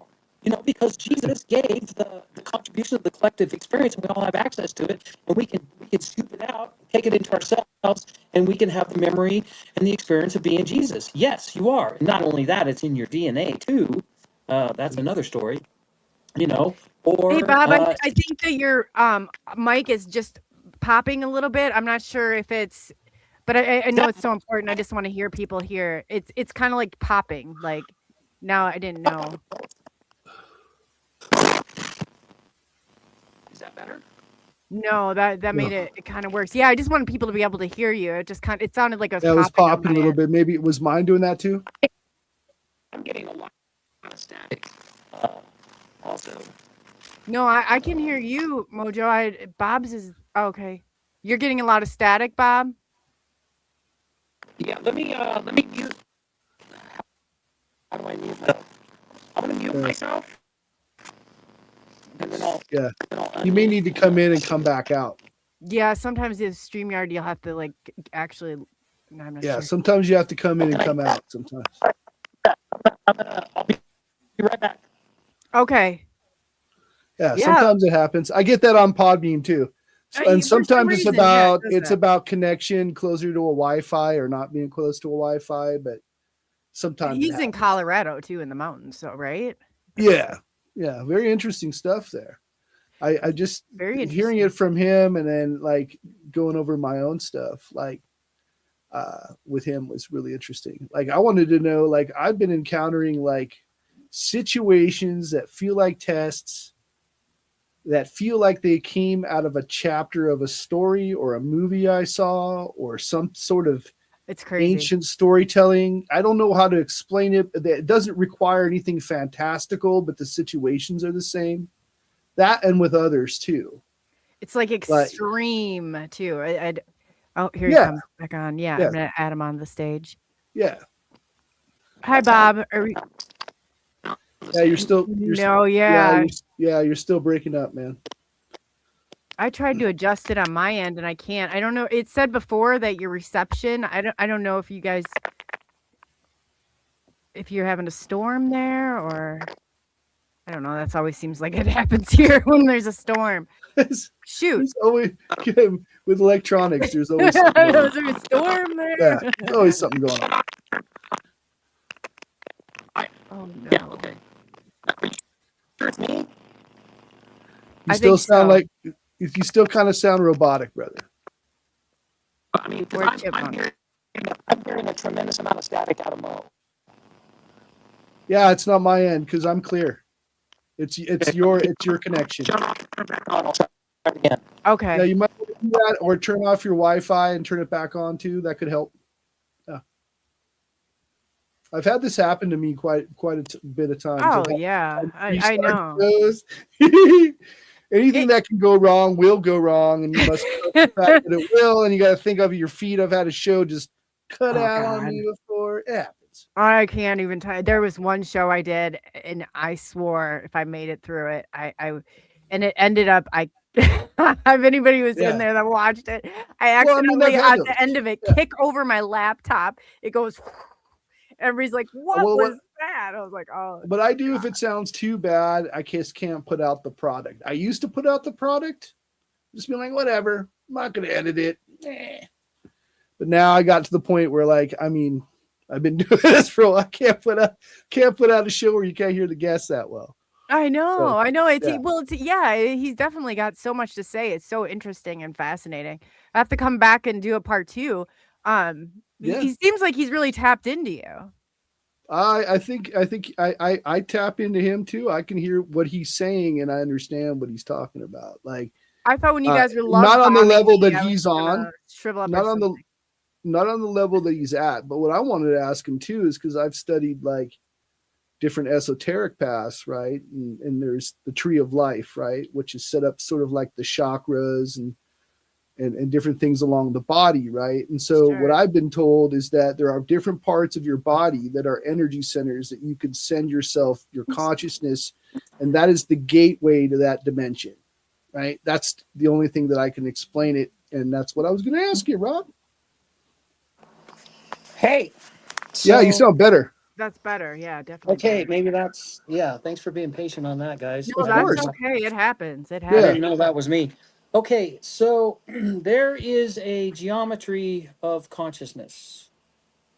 And that geometry begins with the fundamental building block of our fifth dimensional world.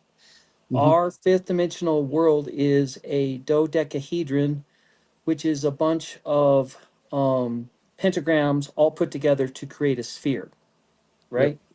Like that's what that is, right? Yeah. Tracking, Coley? Yeah. Okay. So there's one right side up pyramid with a point. So that's 1, 2, 3, 4, and then the point is 5. Well, that's interesting. 1, 2, 3, 4, 5. That's interesting. I've got 2 feet, 2 arms, and a head. That's 5. And so we are, our bodies and the world is fifth dimension.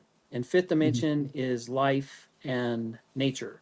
So if you take the top of a star, you know, you got the middle part, that dimension, and then you got the arm part. So the arm part divided by the middle dimension is the same as the arm plus the middle divided by the arm, and that number is 1.618. And that comes from 5. And 1.618 is 5, and it's the golden mean, it's the God number, it is the number that is in all life and all nature. Okay, so we are living on a sphere that's evolving, and so that means that the planet can evolve into other dimensions and other geometries. So the sun will determine, it'll decide what it wants to create. It's like, well, I'm going to do a third dimensional planet. Now I'm going to do a sixth dimensional planet, which is an icosahedron. Or I'm going to do a fifth dimensional planet, which is a dodecahedron. And based on that quality, we're going to take a particular shape, and then the energetic field that creates this is a bunch of nodes and ley lines that goes everywhere around that. So the Merkaba is created by one pyramid, 1, 2, 3, 4, 5, with another pyramid rotated 45 degrees and existing in the same space. So that is a Merkaba, okay? I use the word angelic Merkaba because it's the correct geometry. And some people will argue that if you look at it sideways, it's supposed to look like the Star of David, or if you look at it from above and below, it'll look like the Star of David. That's called the star tetrahedron. And so we're not a star tetrahedron, we're an angelic Merkaba. So if you look at it sideways, it looks like the Star of David, but if you look at it from above or below, it looks like the square within the square.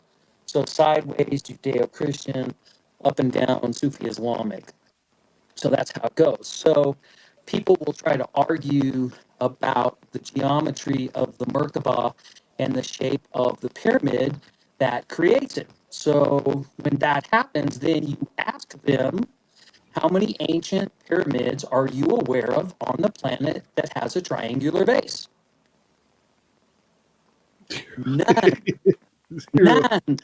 How many pyramids are you aware of on the planet that have a square base? All of them. Right? So this is the geometry of consciousness. So if I take one pyramid, 1, 2, 3, 4, 5, another pyramid, 1, 2, 3, 4, 5, right? And that is centered around the divine feminine, the Da'at. That's the Shekinah. And that's, the planet is Pluto, by the way. They're still trying to eliminate and kill her. And the color's rose. And that it's around her. Okay? Now, if these guys Bob, you're cutting out. Sorry, I'm trying to adjust it, but you're cutting out really bad. I don't think. Chat, are you guys able to hear him? I know some people said before that it was popping again. That's a bummer. All right. Mo, why don't you keep on talking? I'm gonna see if I can get my tablet going here. Hold on.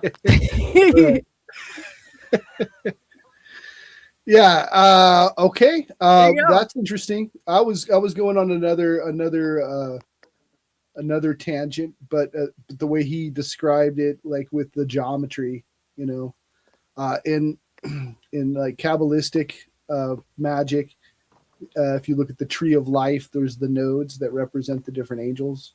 And then there's the tree of death, which would probably, if you put them both together, they almost look like the upper and lower brain. They almost look like synapses of the upper and lower brain. But it is said that you can travel your consciousness through these different energy centers. And there's techniques and meditation to do that. A lot of when he was describing going through different dimensions, like some of the first ones you're supposed to try to send your consciousness through, or at least in some of the books I've said, is fire and earth and water dimensions and those parts of your, because all of it's like here and here, right? Like you can go, you're in this 3D world, but you're in the multiverse inside your mind, right? And that mind can expand anywhere and create anything. I almost wondered if there's a fine line between reality and fictional reality. Like I've also wondered if there are areas on this earth that are sort of like places where consciousness and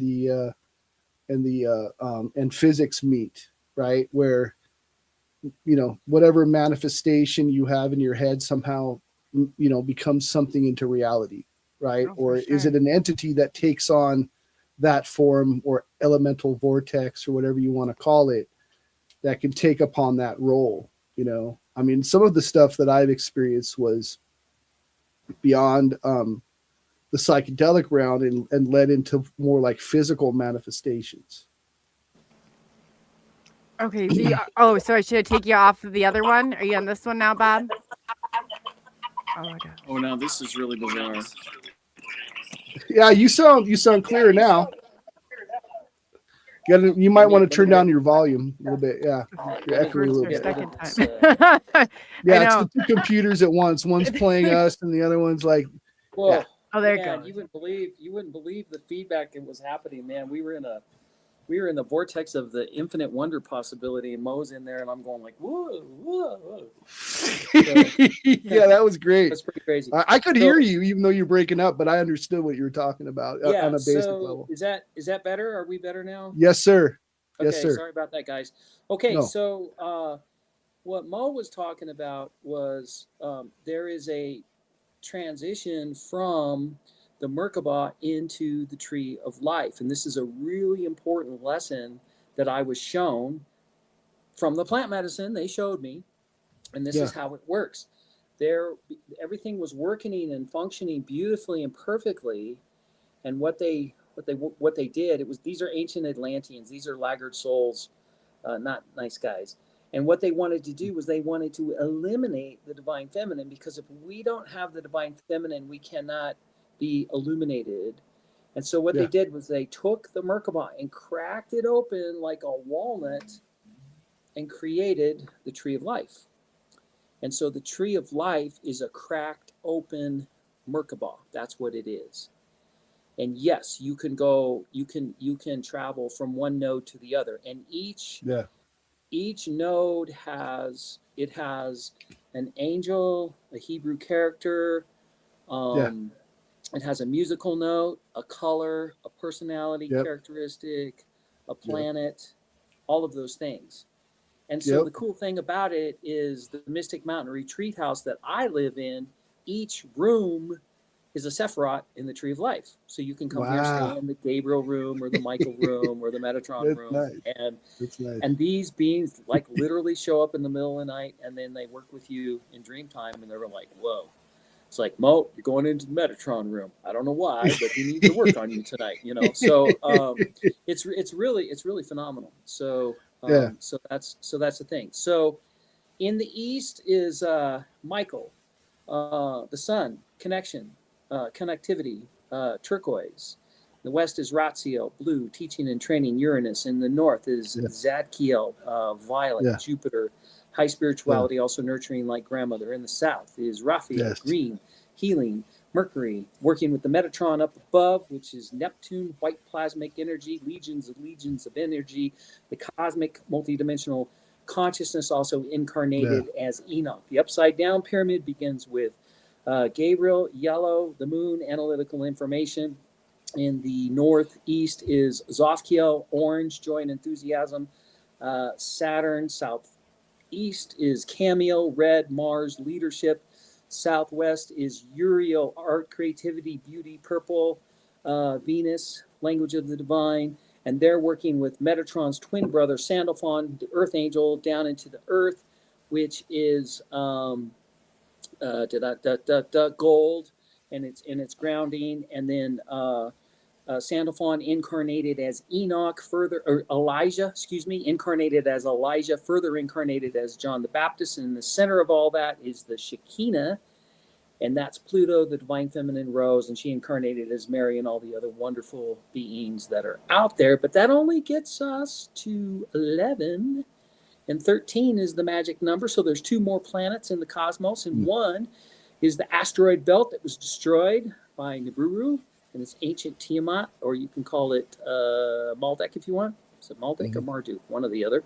And Maldek. So that is like a 9. It's black. It's a Lilith, or you can call her Kali if you want.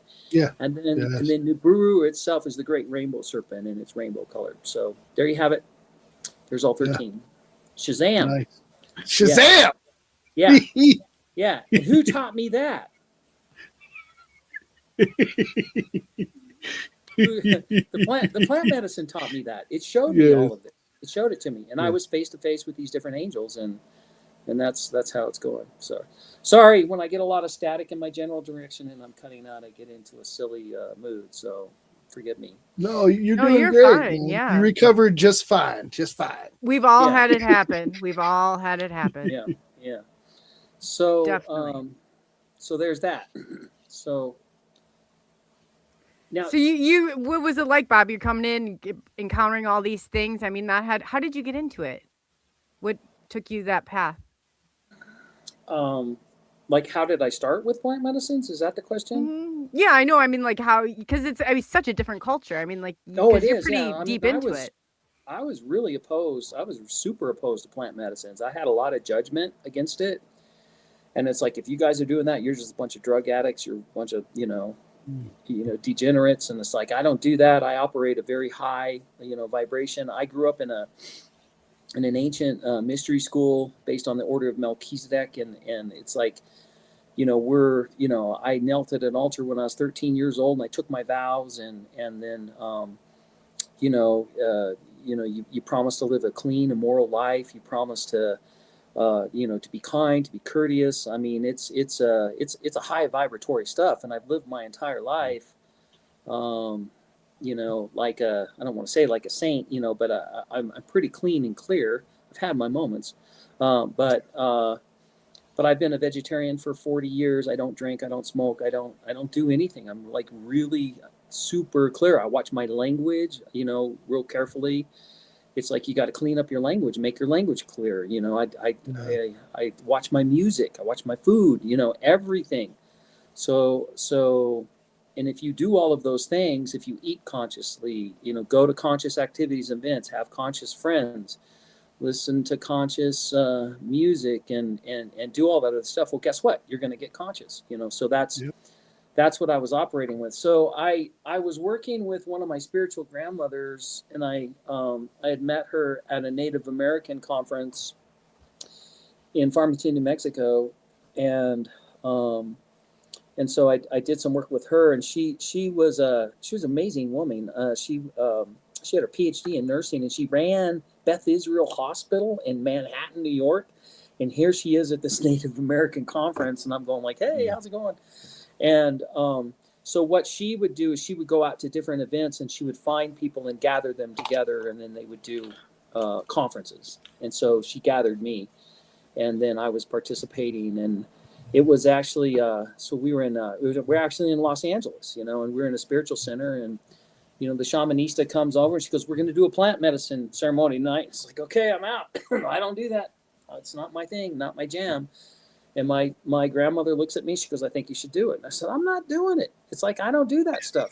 No way, no how. Wonder Bob don't play that. Ain't happening. She goes, I think you should do it. And I was like, I'm not going to do it. And I said, fine, I'll do it, And, but that one experience that I had, over that 6-hour period of time was like 10 years of meditation. It was incredible. It was like 10 years of meditation. And it's like, okay, you got my attention. And it wasn't even like I want to experience more of it. It was more like, how do I get trained up to facilitate this stuff? And that's what I really focused on. So I instantly got into the training from that shamanista, and she trained me up, and that's what happened. And then I was going to share an experience with you, Mo, because you were kind of talking about, like how does the reality know how to direct you and things like that. Well, Yeah. I had a falling out with my teacher, and I didn't have access to the medicine anymore. And I'm going like, I don't know what I'm going to do. And You just went quiet. We can't hear you, Bob. Your audio just cut out. He's not muted either. Oh man, that I hate when that happens with the. It happens. I've been there Coley. so many You're just times. gonna have to. No, You I have mean to like laugh at me, it. poor guy. Yeah, Yeah, no, I he hear thinks you. we're silent. No. I mean, I've had it happen to me. I feel. Oh crap, Bob! Don't worry about it. This happens to the best of us. It really does. Can't hear you, man. Yeah, You're mute. it kind of started pop. Can you hear us, Bob? Oh, you can hear us. Okay, cool. Go to your settings and see where your microphone went. That would Yeah, be the because best thing I I'm would showing say. no Yeah. microphone on this end. Not even. It's either that or go in and go out again. That's what I would say. Yeah. Yeah, really. Anytime you start having really great conversations, it seems like the audio starts skipping. And I had a voodoo guy that went on, and anytime he was going to reveal something maybe that was kind of touchy, like then all of a sudden stuff wasn't working. Stuff wasn't working. It was one of the leads I sent to you. Oh, okay. Oh, Yeah. he popped out, so he must be popping He's back. probably in. trying to go back in there. Yeah. But no, that's cool, man. It sucks when technical difficulties happen, but they happen, Yeah. They No, do. it's definitely not. Yeah, Bob, get to play charades, Ray. That's funny. Yeah, he was getting ready to say something real important too. Like I could feel it. I could feel it like focusing on me. Yeah. He was going to give me some wisdom. I like this guy. You must think I'm a hot mess or something. Yeah. No. No. Yeah. No. I'm dying to ask. You need to ask for me. We're all a little bit of a hot, sticky mess. I'm just wondering the perception. A little scrambled. I'm not little for Eggo everyone. waffles I'm of the not for everyone. brains. My Brian, what's going on? Yeah. No, it's funny. Damn you, Brian! Oh, we got how you. about now? Yeah, You we can sound hear you way now. better. Perfect. Okay, Yeah. all right. I'm sorry. You were about to guys, say I- something I- profound to me, and it like cut off. Yeah, it seems like every time that happens, I get cut off. Like maybe I'm supposed to dumb it down. No. I'm joking. I know, no, I'm just teasing you.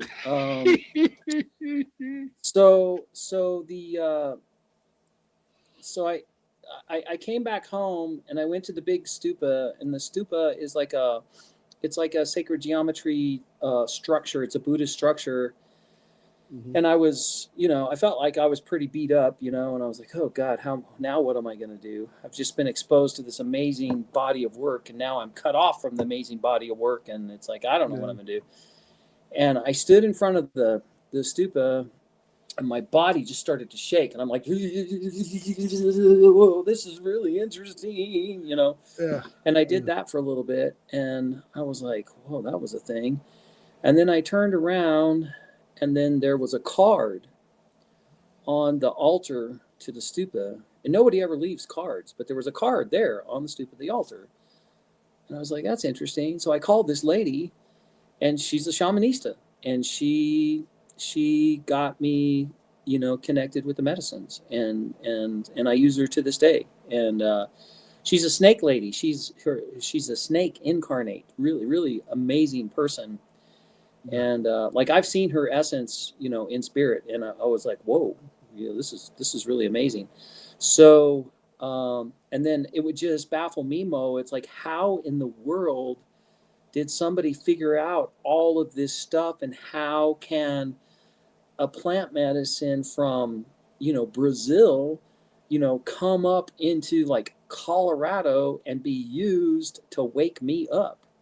Yeah. But that's where I was, and that's what was happening, and it was indescribable. Yeah.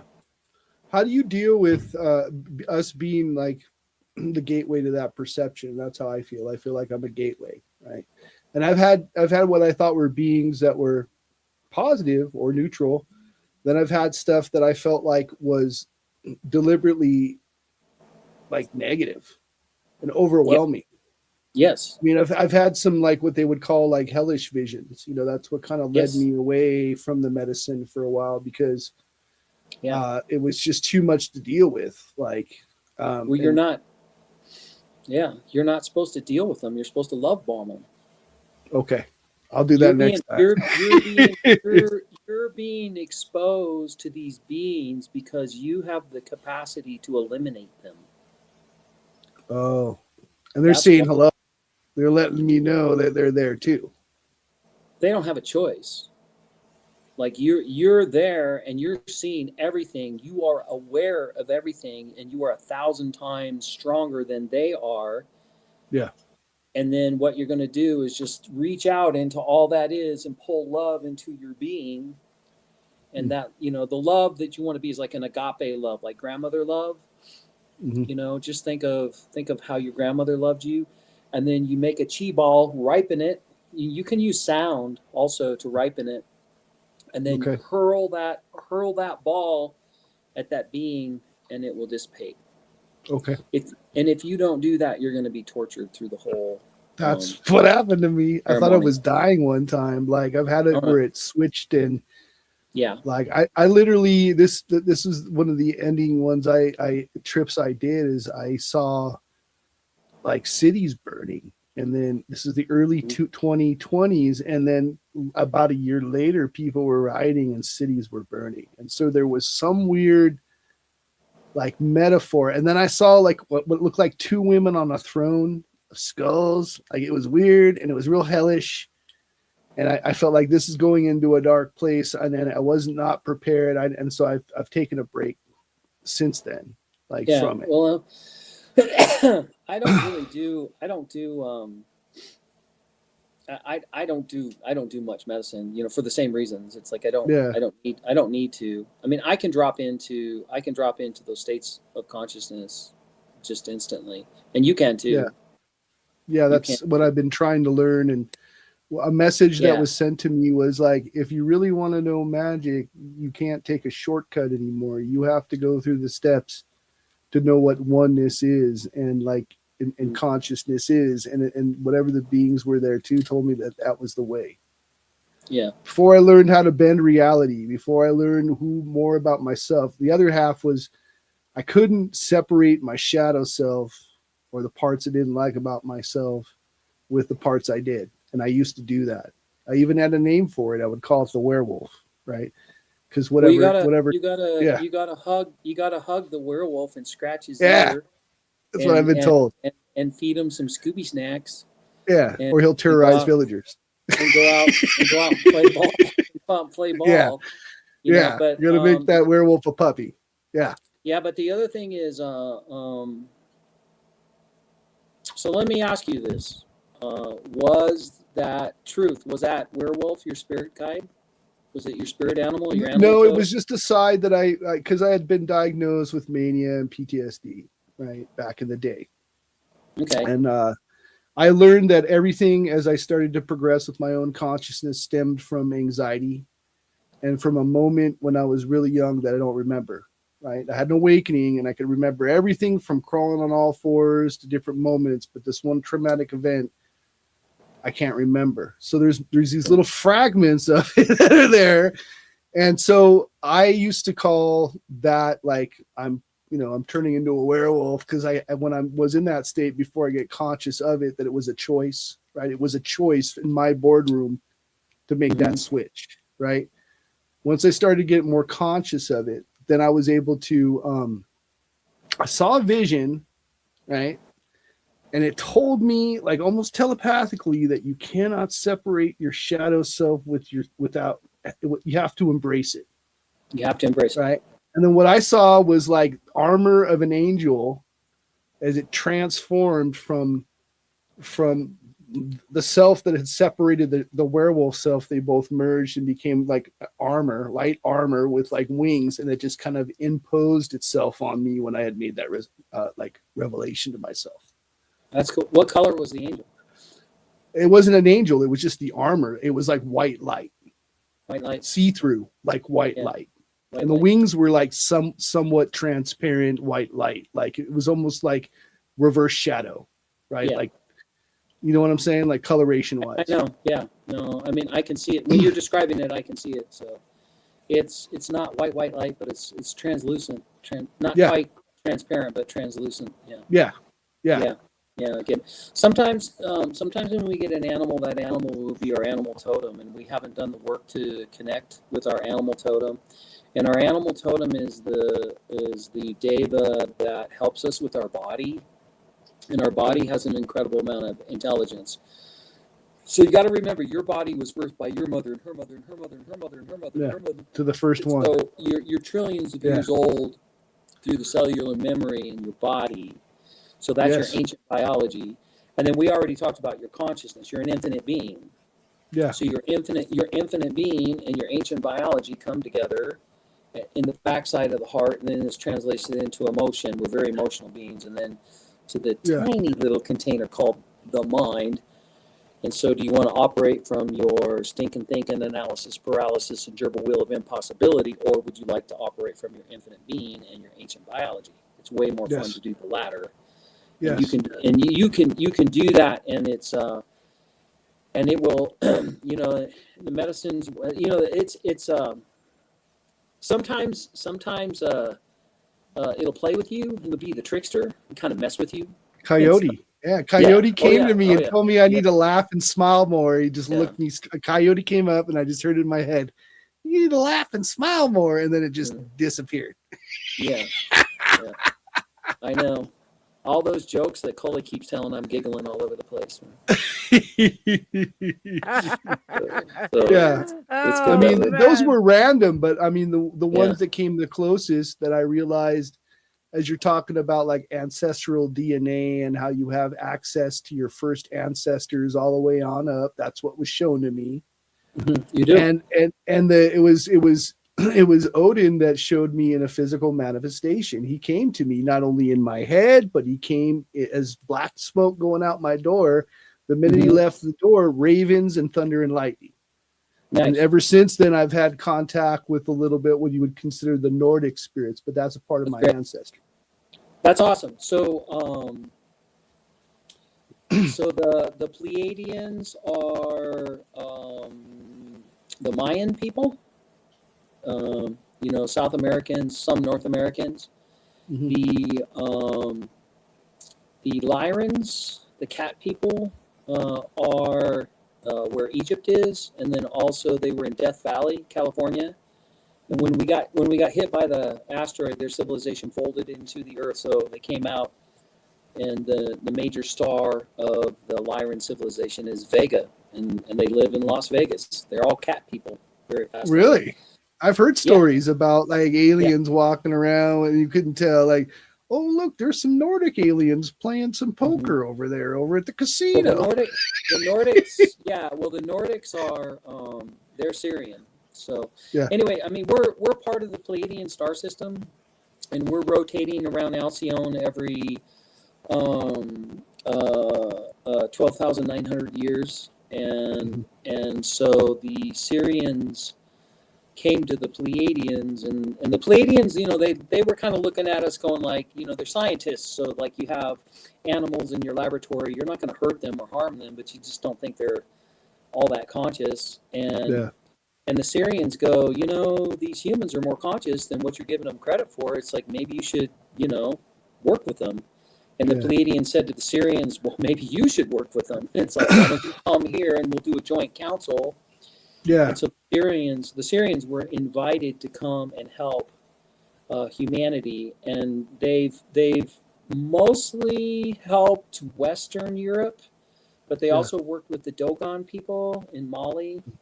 And so the Dogon people were aware of Sirius A, B, and C back in the day when the European scientists only knew of Sirius A. They didn't know about Sirius B, and they're going like, well, how did you guys know about Sirius B before we did? And it's like, well, maybe the Syrians told us.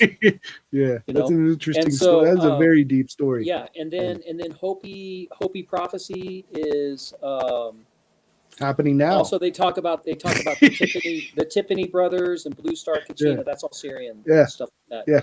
So if you wanna get a description of what the Syrian abode looks like, then read the stories written by Olaf Jacobson, who was a Norseman that went up with his dad to the North Pole, and then on their way back, they slipped into the Syrian abode, and he called it Inner Earth, and then he came out, and then he told it to all of the Vikings, and they go, "You're crazy, you're going into jail." They did. That's what they do with them. Like if you get another worldly experience or something or an awakening, they go like, "You're crazy, we got to throw you in jail," and if you continue, that's why I've added mad to my name, because when I try to tell people what I've seen, they just like they give you that deer in the headlights look, or well, the Norse mythology is very important. So Heimdall was the gatekeeper for the Bifrost Bridge, the Rainbow Bridge that goes to all the 9 realms and all the planets. And so you got Alfhelm, Jothelm, Svarthelm, a bunch of other. I don't know if I'm saying Helm or Heim, those worlds, Heim. those Heim. realities. Heim, thank you, Heim. Yeah, yes. And so you can read up on that. And the Aboriginal people will talk about the Great Rainbow Serpent.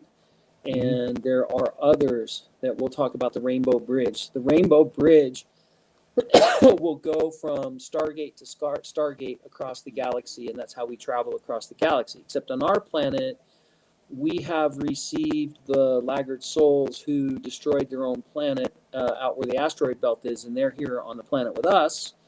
And so we have to keep the Stargate shut down so that they can't get off the planet, so that they can work through their karma, so that they can make a better choice. And it's almost done. We're really close. It's almost done. So do you think we're going to have sorry, I don't mean to interrupt. Yeah, go ahead. What I was going to say, are we in for a catastrophic disclosure, as they say? No. Okay. We're going to have a wonderment event. Okay. It's not going to be catastrophic. But what will be catastrophic is the control system that is entangled and is jacking with humanity. That's going to get destroyed. Okay. So you don't see it as because it feels like their move in connection with entities that want to start a machine transhumanist planet, right? Okay. Like, there's different forces, like 4 of them. One of them would you be consider archons and angels. Okay. So what do you get? What do you get from Star Wars? What do we get? We get the Force. We get droids. So first of all, when did Star Wars occur? Star Wars, the movie, it was the 70s, I believe, right? No, when did the actual Star Wars? When did they? It was the Orion Wars. When did they occur? A long time ago, right? Yeah. So Star Wars is in the past, and Star Trek is in the future. Yeah. And guess what? If you go far enough in the past and you go far enough in the future, they'll converge on each other. And, figure so that you're saying reality. that fictional reality is a manifestation of our real reality, then, right? Well, it's more like a moifestation.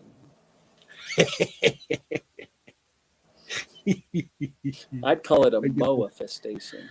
Yes. So the thing is yes, when a planet will achieve a high sophistication of technology in a balanced way, and if there is a celestial body that it impacts the world and destroys everything, then all of humanity reduces to like caveman living.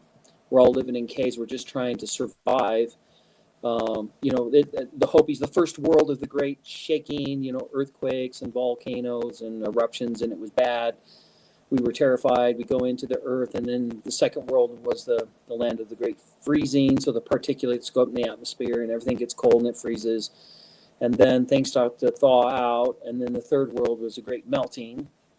And then after that, then you come out and things start to warm up, and then you just got to try to figure out how to eat. You just got to grow food.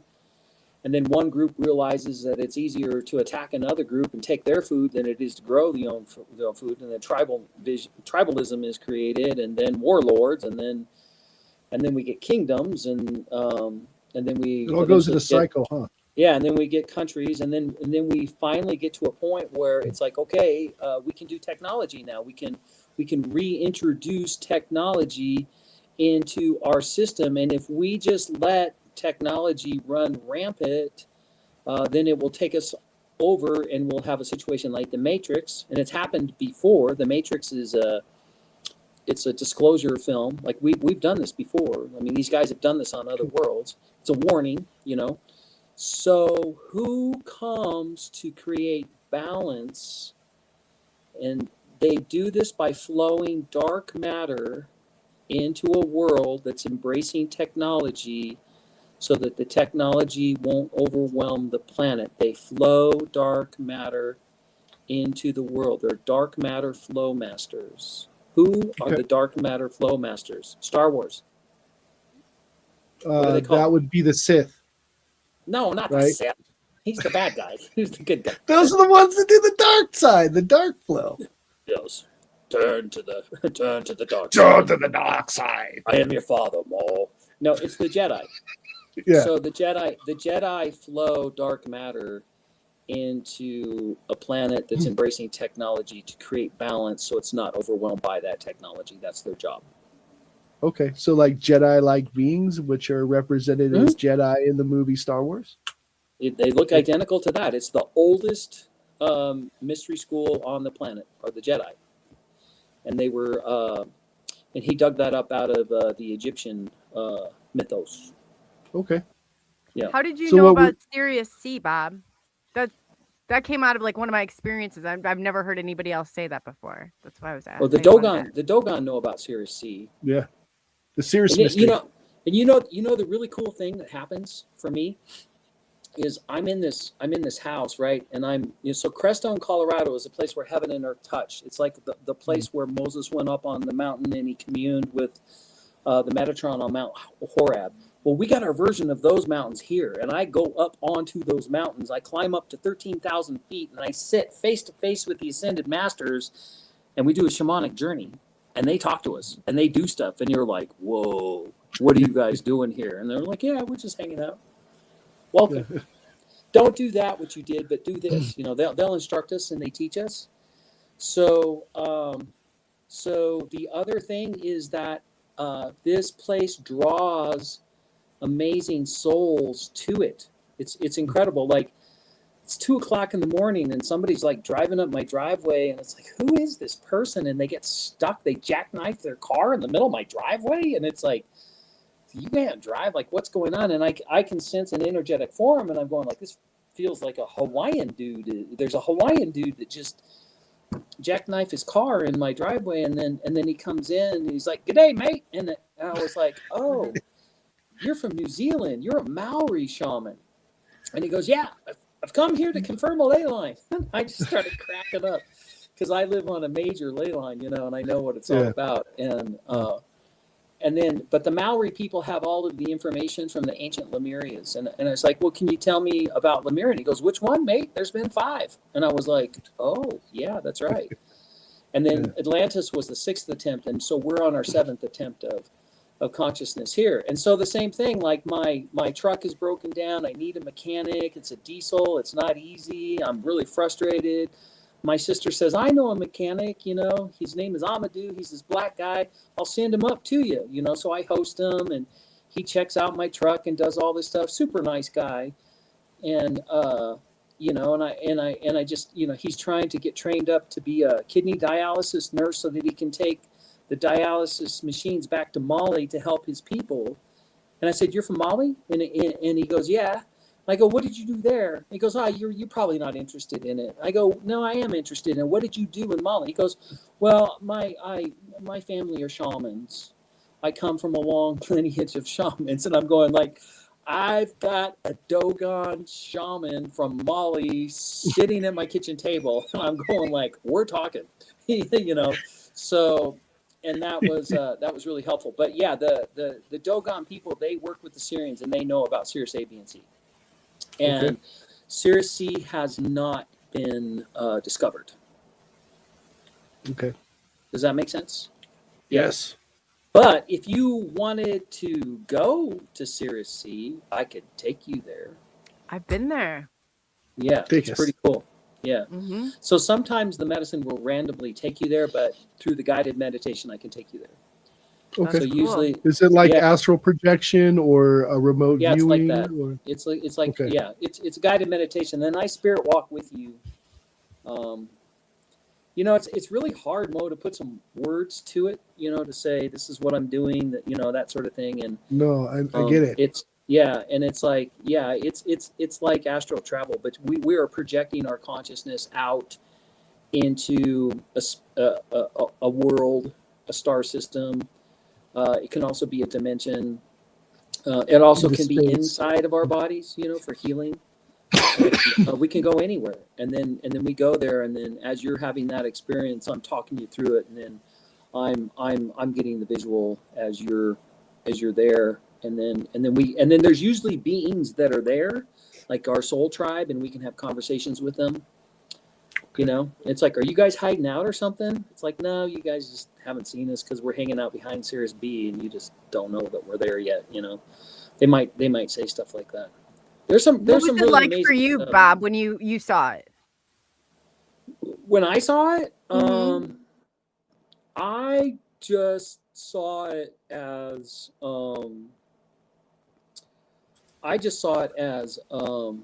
just a star in the distance. I didn't go there. I just asked about it, and I said, okay.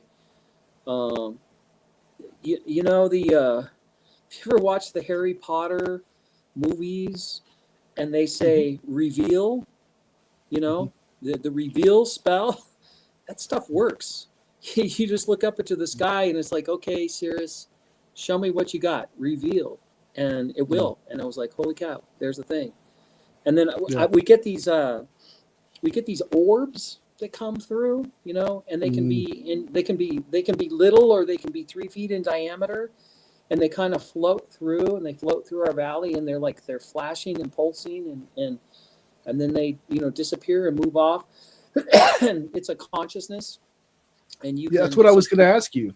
Yeah, you can have. Are these consciousness? Are these some of these, say, like UFOs or orbs, consciousness that have been able to survive the wheel of reincarnation with their consciousness and continue to go through the different dimensions of this reality, or multiple dimensions of this reality within the multiverse? Yes, and there's a whole bunch of other stuff in there that we can't even perceive, and they don't.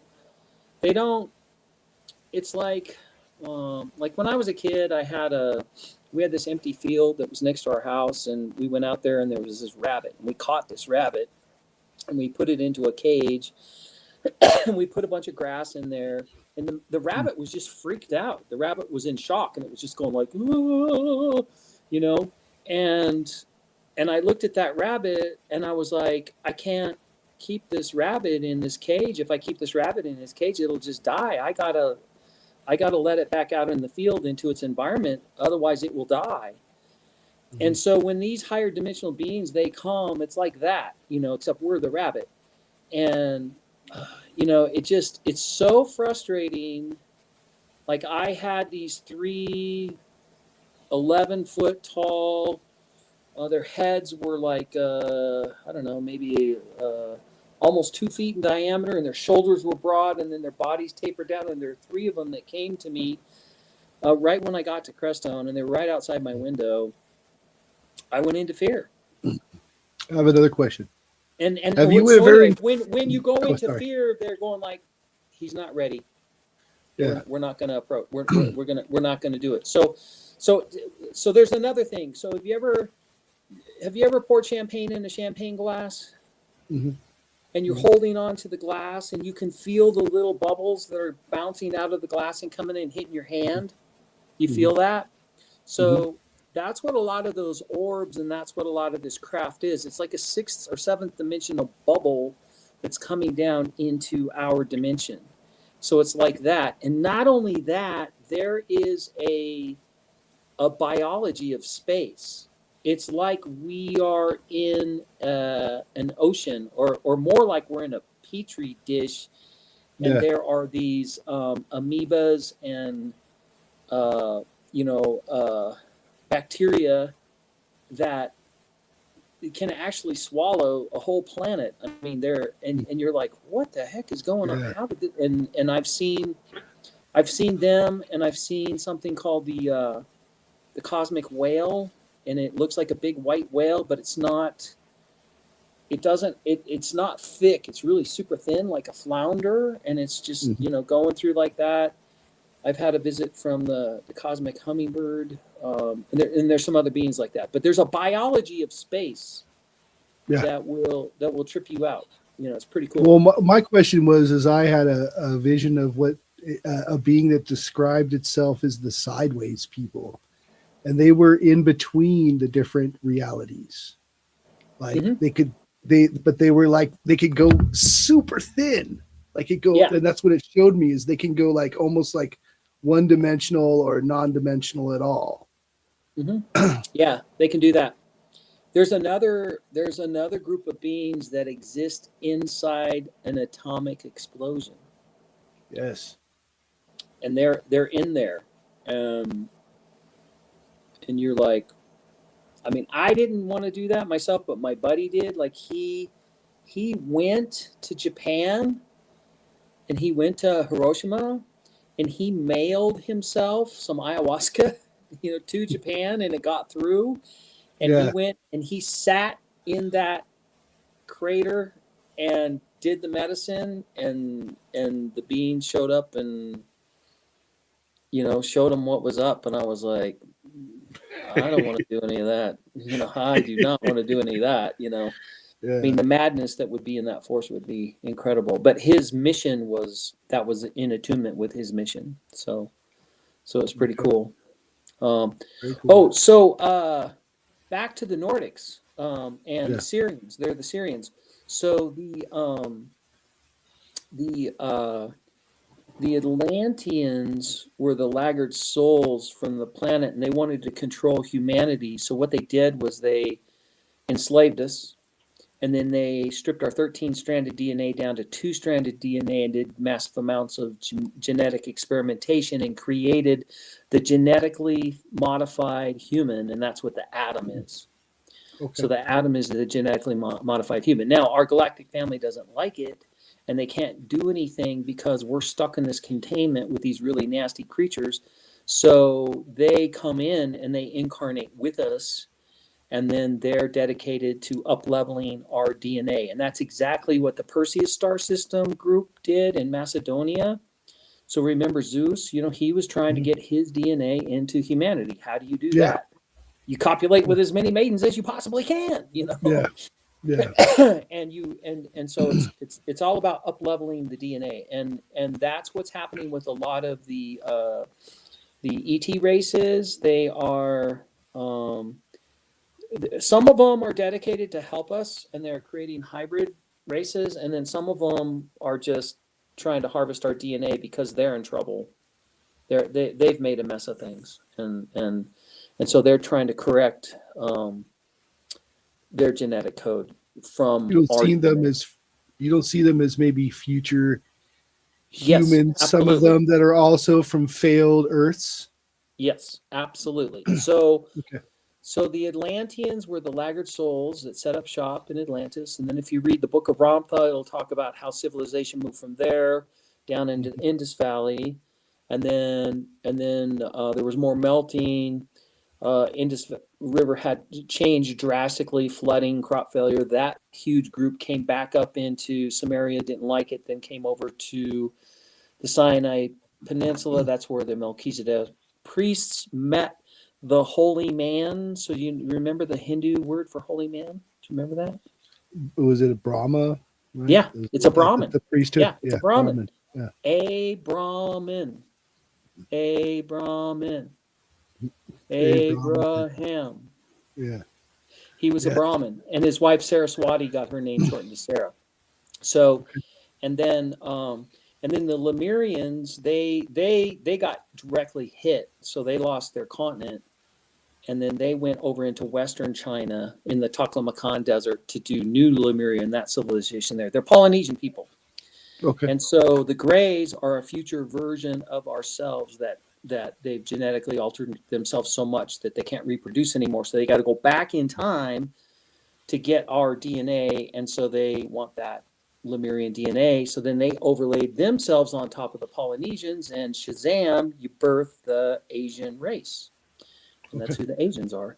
And so anyway, the Perseus star system group, they said, hey, look, we're just right here in this one part of the planet. Let's scatter. Let's go to the north, south, east, and west. So Artemis/Diana, she went as far as she could, and she ended up finding the Nordics off the coast of Norway, and they needed to birth a really vicious people. They needed to birth a vicious people because they needed humans to be strong enough to break out of the energetic and physical enslavement that they were being tortured by. And so all of a sudden these Viking people come out of nowhere, right? And they've got these flat bottom boats, and they've got steel, and they've got mastery over, like navigation, and they don't have any fear of death, and they're really amazing, phenomenal people. Well, they got help. So Diana and the Nordics helped them, and these guys, the Nordics, they were aware, of the gateways, and they were aware of the Rainbow Bridge and how to get here and how to travel and what to do and all that. It's all right there in their mythology. There it is. Bam. Yep. It's real. Yep. So that's fun. Do you believe in the Jotun or the giants that other people call them Nephilim? And the Nephilim, yeah. Yeah. Okay. Are they? There are some people that say that there are the ghosts of Nephilim, like these giants that are trying to interact with humanity. Like, you mean they're all? Yeah. Go ahead. Do you mean like a human being is trying to say I'm a ghost of a Nephilim incarnate? Is that what you're asking? No. That there are the spirits of the slain Nephilim still trying to affect our reality in some way. There are people that have claimed that. Spirits are all over the planet, man. When you get into a sweat lodge, the first thing you do is you pray to the four directions, and then you call in your ancestors to hold a container and a safe container for space around the teepee. Aho matakuyo-asen, all my relations, come and commune with us. And they will. I mean, it's pretty incredible what they would do.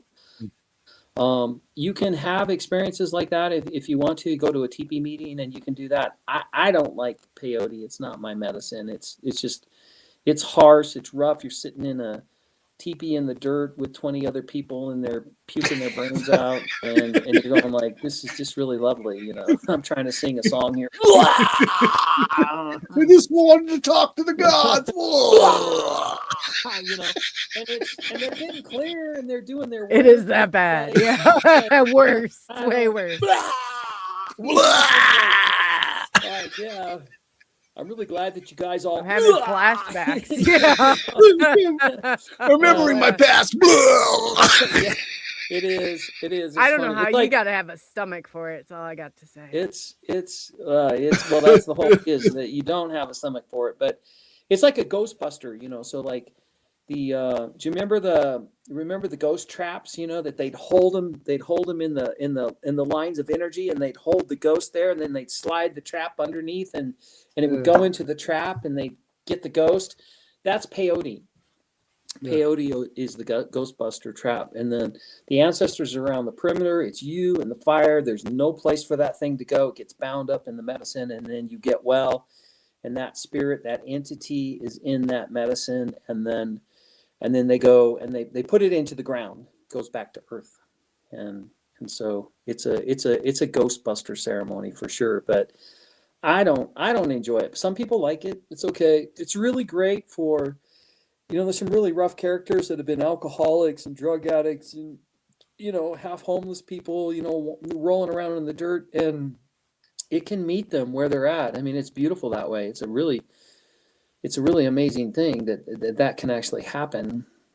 But frankly, you guys are, that's not your medicine, and I would even say to you, you've probably transcended, the ayahuasca experience. And so I facilitate, I've worked really hard to develop a mushroom experience that is just as powerful as an ayahuasca experience, but where ayahuasca will morph and confuse your reality, this will enhance and make it like super, super intelligent, and then you can really get good information. So Cambodian with penis envy is a supernatural experience that opens it up.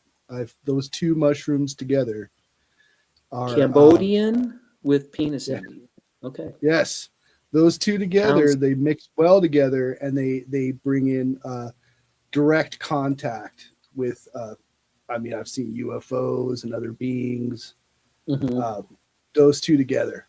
If there was a way to hybridize those two together into one mushroom, that would be a powerful mushroom. I've never heard of the Cambodian. You should try it. You should is it try that combination, huh? Is it psychoactive? Well, yeah. I mean, yeah. The penis envy is not psychoactive, but is the Cambodian psychoactive? Yeah, I believe the Cambodian is. Okay, yeah. But those two together, I did those. I used to do those for my own ritual and meditation. Okay. And those, I'd done mazepam. I've done like a bunch of different kinds. Yeah, you're more of a psychonaut than I am. I'm more of a, I'm a mystic. I was, spiritual seeker, and I use the medicines occasionally to have some breakthroughs and do some other stuff, and it's pretty profound. But I'm telling you, the coolest thing is when we go up on the mountain and we do the medicines, and then everything opens up. It's ritual, and that's what I was looking for. It's pretty amazing. Yeah, I mean, I can facilitate a lot of different things, and we don't have time to go through it all. I mean, it's really it's a vast body of work, and the other thing too is to know that I'm not. It's not all about plant medicines. It's about facilitating consciousness and remembering who you are. Yeah. And that the plant medicines can be used as tools to help you. But it's just a tool. Like if I'm building a house and I got my magic hammer, and I'm out building my house and I can build a really beautiful house. Well, people look at the beautiful house and they say, hey, Wonder Bob's got the magic hammer. It's all about the magic hammer. It's not, it's about the land, the energetic field, the vision that I have from communing with that field, and then using the magic hammer to build, that reality. And that's what it's all about. So I get, there's a lot of people that will chase down like ayahuasqueros or, teepee meeting, shamans and all that. And that's okay. There's nothing wrong with that. But, it's not about the medicine as it is. It's about the container that the shaman creates, the connection that he's made or she's made to the multi-dimensions in nature, and the relationships that they have with the spirits that are around, like minor angels, and then the talent that they have in facilitating a powerful experience for the person that's showing up. And I can do all of this stuff without plant medicine. Not a problem. Yeah.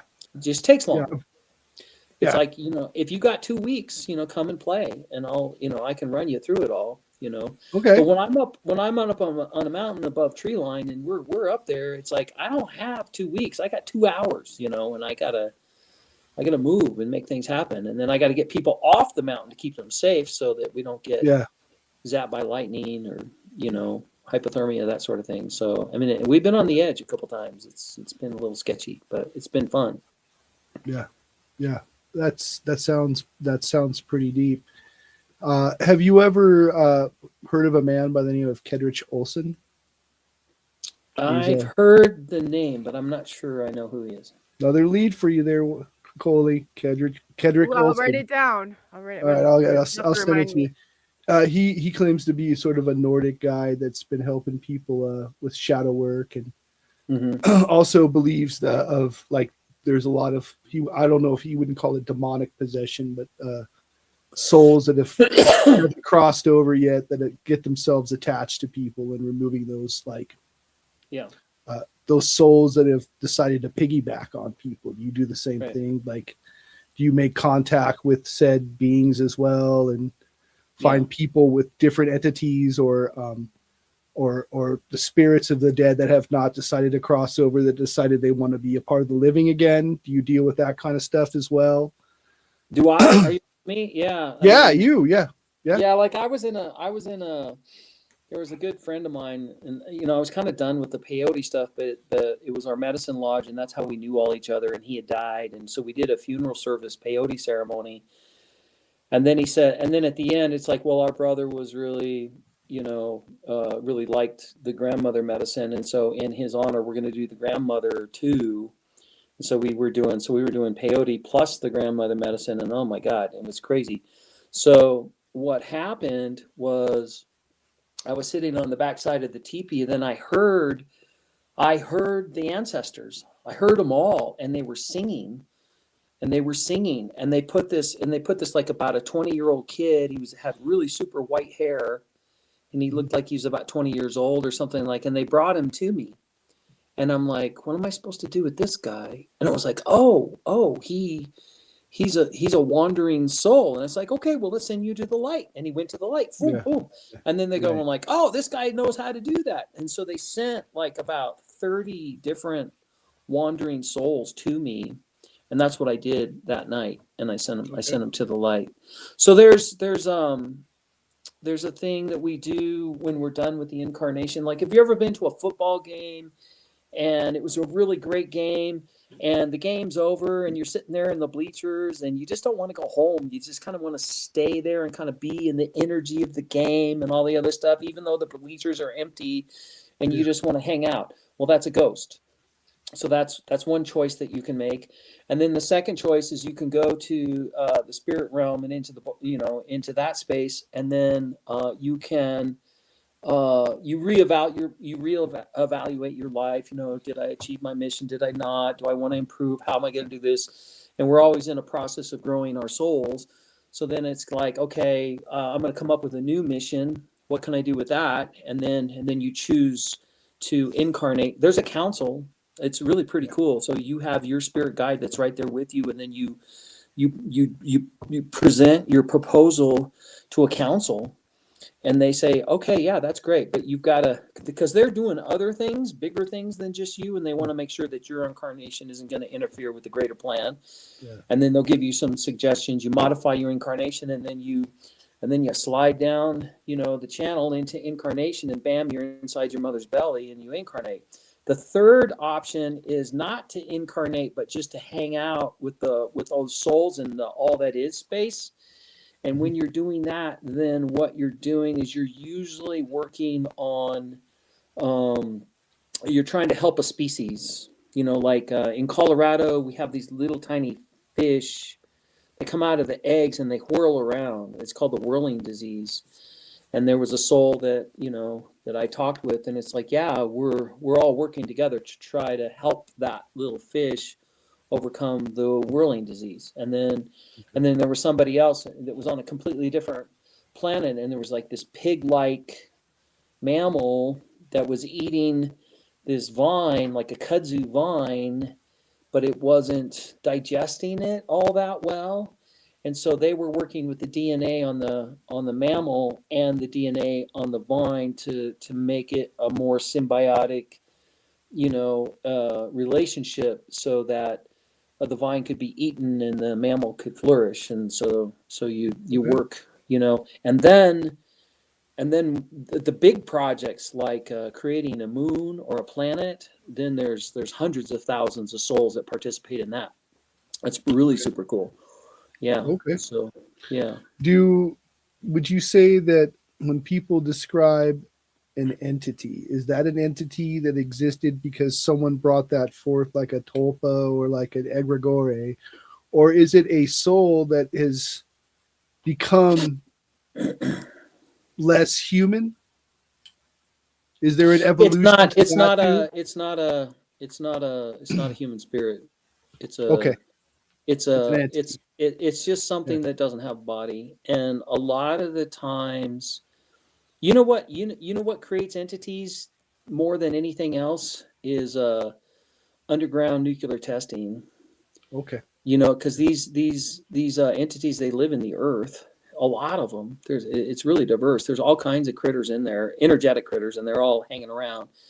The Mayans will talk about the 9 realms of the inner earth, and then on August 13th, 1987, we moved into the 13 heavenly realms, and we've achieved the 6th dimension as is December 21st, 2012, and then we achieved 13th dimension December 21st, 2019. So we've moved through it all. But what happens is these beings are in the earth, and when you do a nuclear test, they just get blasted out. They're like, and it's horrible for them. It's okay. They don't know whether they're coming or going or anything, and they're just like, oh my God, I got to find something to hang on to because I don't have the earth. There's a human. I'll hang on to them. Okay. And they don't know, and they're terrified. They're terrified, and they're hanging on to you. And then the first thing you want to do is just like have a conversation. So that thing in your left ankle, I'm going to say, hey, what are you hanging out in Mo's left ankle for? When you can go play in the universe. Yeah. And it's just, well, I thought Mo's left ankle was my universe. It's like, no, there's a greater universe. You can go play in that. You want to do that? I was like, yeah, that's cool. And so thank you for this time. You're free to go, and you're clear of my body, energy, space, and consciousness. So in your left groin, your lower back, up the middle of your back, inside your heart space, your throat, what's going on, your elbow, and anything else known or unknown beyond space, time, and dimension, we can easily release it by saying, who are you? And you've done this before. Who were you before that? Who were you before that? Who were you before that? And then, would you like to go now? Who would you like to be? What if you have a cryptid problem, Bob? I think you have a no. What I think I have some issue going around here. It happened when I moved, but I'm just wondering if you could tap into it, if you knew. I don't know. It clicks. It makes a clicking noise. It smells. I don't even know what it is. What's it smell like? If you took vomit and crap and decay and you put it all in one, and it clicks and then it breezes through, and then you don't smell it, and then it will start clicking, and then. Is it etheric or is it physical? Truth, is it etheric? I don't know. I have not seen it. You know. It you moves have the really awareness fast. here. So yep. I you know what? I don't know if I want to know. That's the problem. I'm usually not. I know, but this is one thing I like. I'm paranormal. Got it. Handle it. But this is like a watcher. Is the only way. Are things being moved around? Yes. Okay. Yeah. Dresser was tipped over in the middle of the night. Even. Okay. All right. So you got to ward your room. So you go outside and you get some stones, and then you put a stone in each corner of your room, and you say, "This is my space, and all beings of the light are allowed here, and any weird, creepy, cryptic people are not allowed here, and you do not have my permission to be here." And that's all you got to do. You can do a bigger grid on your property too. Put stones on the 4 corners of the property, but it hangs out this way and this way, like to the point is it's thrown stuff. But in the middle of the night, I have a dresser with 5 dresser drawers, and there's nothing. It was all on the ground except for the frame of the dresser. It was just still sitting there, and I was like, "Oh boy!" It could be a confused spirit, and it needs to get sent to the light. And you can invite it to go to the light. And that's one way to do it. And then if that doesn't work, if you don't want to process it, just say. Well, I don't know. I'm just afraid it's one of those rake things or whatever somebody was saying before. I don't want it to come it moves so fast. Like it's like a I don't even know how to. It's like a vampire. Yeah, there's some things. There's some things that are malformed that are out there. I don't want to scare. Is there a banishing ritual? Oh, it's outside the house. Yeah, but it's you know what? It's not. It just I don't like it dumping stuff over, and it's always around the same time between like 12:30, 1:30. It really riles up. They like the night. Yeah, and the thing about it is, don't go into fear and don't go into anger about it or anything. It's like, oh, you're really cute and adorable. I like that you're hanging around there. Thank you very much. But you know, he stopped tipping the dresser drawers out in the middle of the night. Yeah, and then. You just declare it. There's other things that happen with abductions. Like there's a lot of ETs that are working to up-level our DNA, and so they'll literally take an egg out of your mom, and then they'll modify it, and then they'll put it back in the mom, and then their DNA is in there, and then they'll come back when the baby's like 6 or 7 years old, or something like that. They'll come back and they'll check them out, because they want to check up on you. And it's like, well, okay, how you doing? It's like if you're a farmer and you're birthing goats, you want to look at your baby goats and make sure they're healthy and they're okay and they're checking them out. But if they haven't been around humans, they're going to freak out and they're going to go into fear, like we talked about before. And but if they bother you, then you got to say you're not allowed here, and they'll respect it.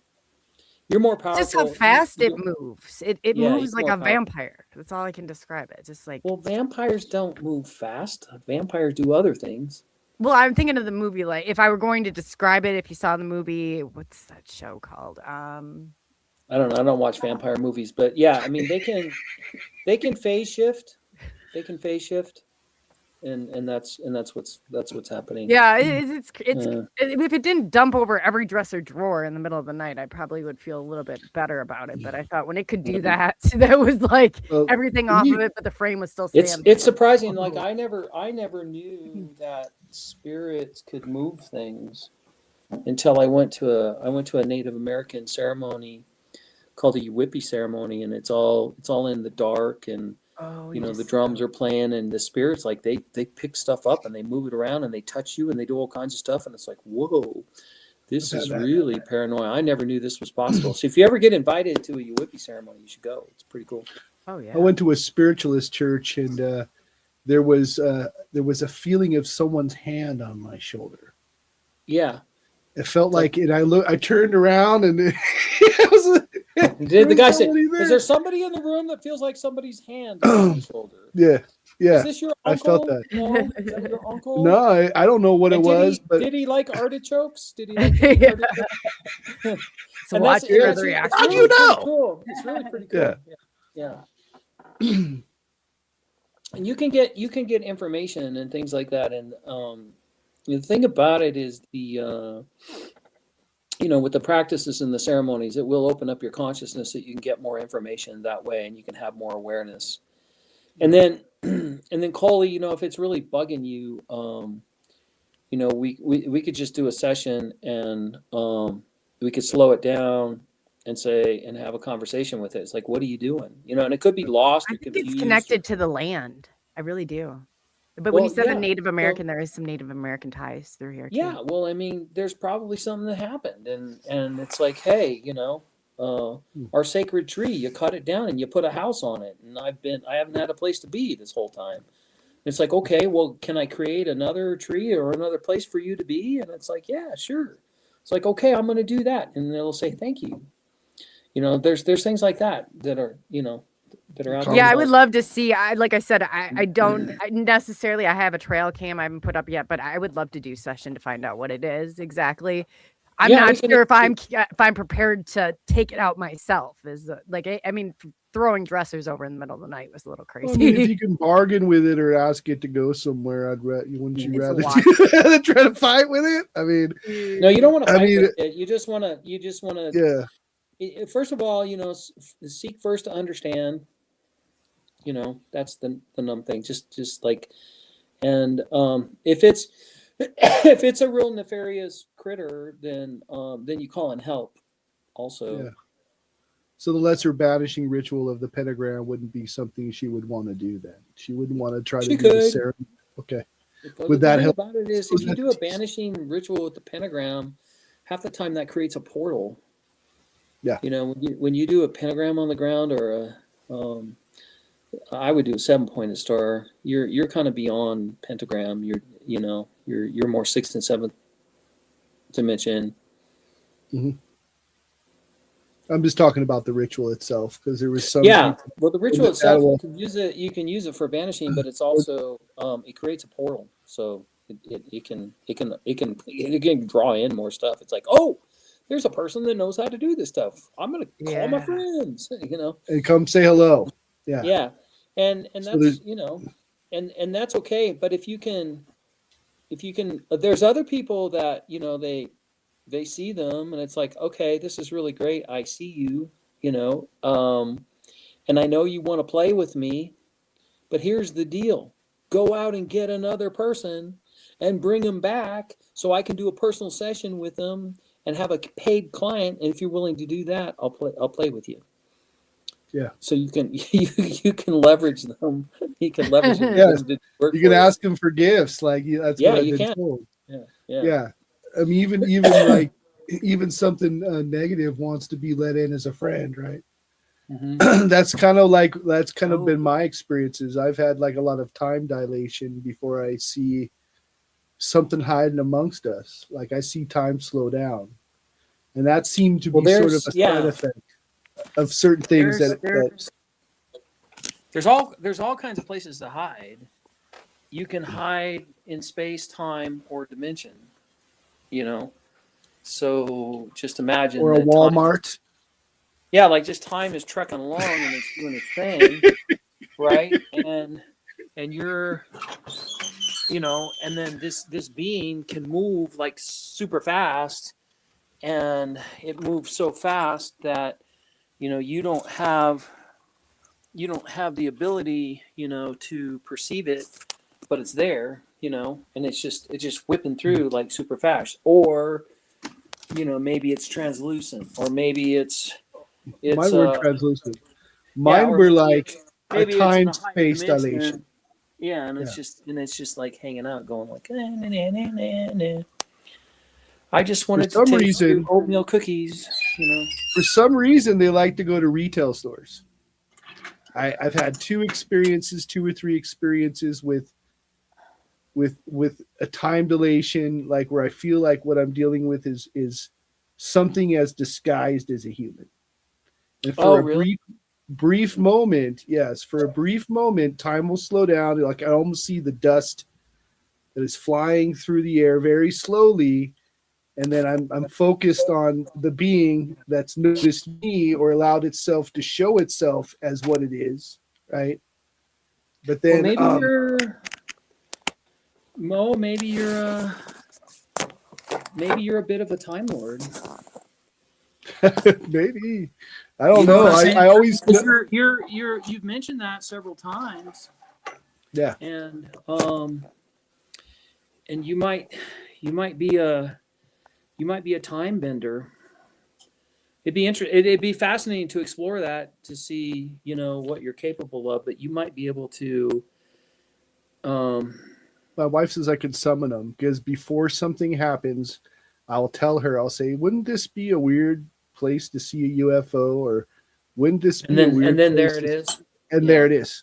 Yes. Yeah, it's already there before you said that sentence, is probably what it is. Okay. Yeah. So it's like that. So, well, this is it's kind of fascinating. That's fascinating. Yeah. I didn't expect you guys to take me up the middle and around the backside, and and do the tango with the weirdness, but appreciate you guys. Yeah, no, this has been fabulous, Bob. I would love to do a part to where 2. we need to be. Yeah, so definitely. There's all kinds of stuff we can talk about, and I've got like 5 signs in Gemini, so I mean I'm a channel of information of magnitude. I mean I've got a lot of information, and then the plant medicines also. I woke up and I have access to about 230,000 years of personal memory. It's not all right here in my cognition. I'd be insane if that was the Right. case. But I can, if you ask a question, I can Pull use through the it. access it. Yeah, I can use the Yeah. access it, and that's what I'm Wild. doing. So asking it is given. It does work. Ask, and then like if something's happening and you ask this thing to go away, and then fear is just lack of information. And one of the questions you can ask is what am I not getting here? If I was getting, would allow me to direct this thing so that it wouldn't keep me up at night and I wouldn't worry. And what else can be done? Ask its name. If it gives you a Yeah, name, absolutely. Yeah, then absolutely. it's a tangible entity. But if Yeah. it's just, or if it's not, if it doesn't answer you back, it's just a projection. That's what I've been told. Yeah, it's not a yeah, it's a minor entity. It's not like a full spirit. It's a like a fragment. Yeah. A projection's a good word, Mojo. Thank you. Yeah, that's a good word for it. It's Yeah, not that's So- a lot of it's it. not a full definitely. consciousness. Yeah. Real quick about vampires, right? I got this innate feeling, and I think I've maybe experienced this. There are people, and this is another time dilation thing. People with black eyes, right? And I've wondered about this. Is there people, like, I consider myself a sensitive, right? I've been told I'm like an empath or whatever, that I can pick up on stuff. Are there people, I've heard of unconscious psychic vampires? Are there people that practice different occult stuff to become actual, like, psychic? They're not undead, but there's something that is conscious of being able to feed on the energy of people. That's called an archon. Okay. That's what an archon is. An archon can't feed off the light. It has to feed off another being that can feed off the light. That's an archon. There's Okay. when you see the beings with the black eyes, and they're actually pretty attractive. They've been birthed up out of the earth. They're from the telluric realms. They're from the 9 realms inside the planet, and they're dark matter beings, and they're just like regular human beings, and they're incarnating. I did meet an archon incarnate. I did meet one, and it was heavily implanted. And I kept being told, do not mess with these implants. And I realized that the reason why was because that was how it was allowed to incarnate, because it had to be like tied up, energetically tied up, and then it could incarnate. And it wanted to do like all of the souls do, have the human experience, and and then grow its soul. And I was like, okay. And I was like, okay, I get this. I can see it. I've had there's different qualities of the planet that will incarnate. Like a mountain will incarnate. Do you know what a mountain incarnate's called? I do Think not. Norse.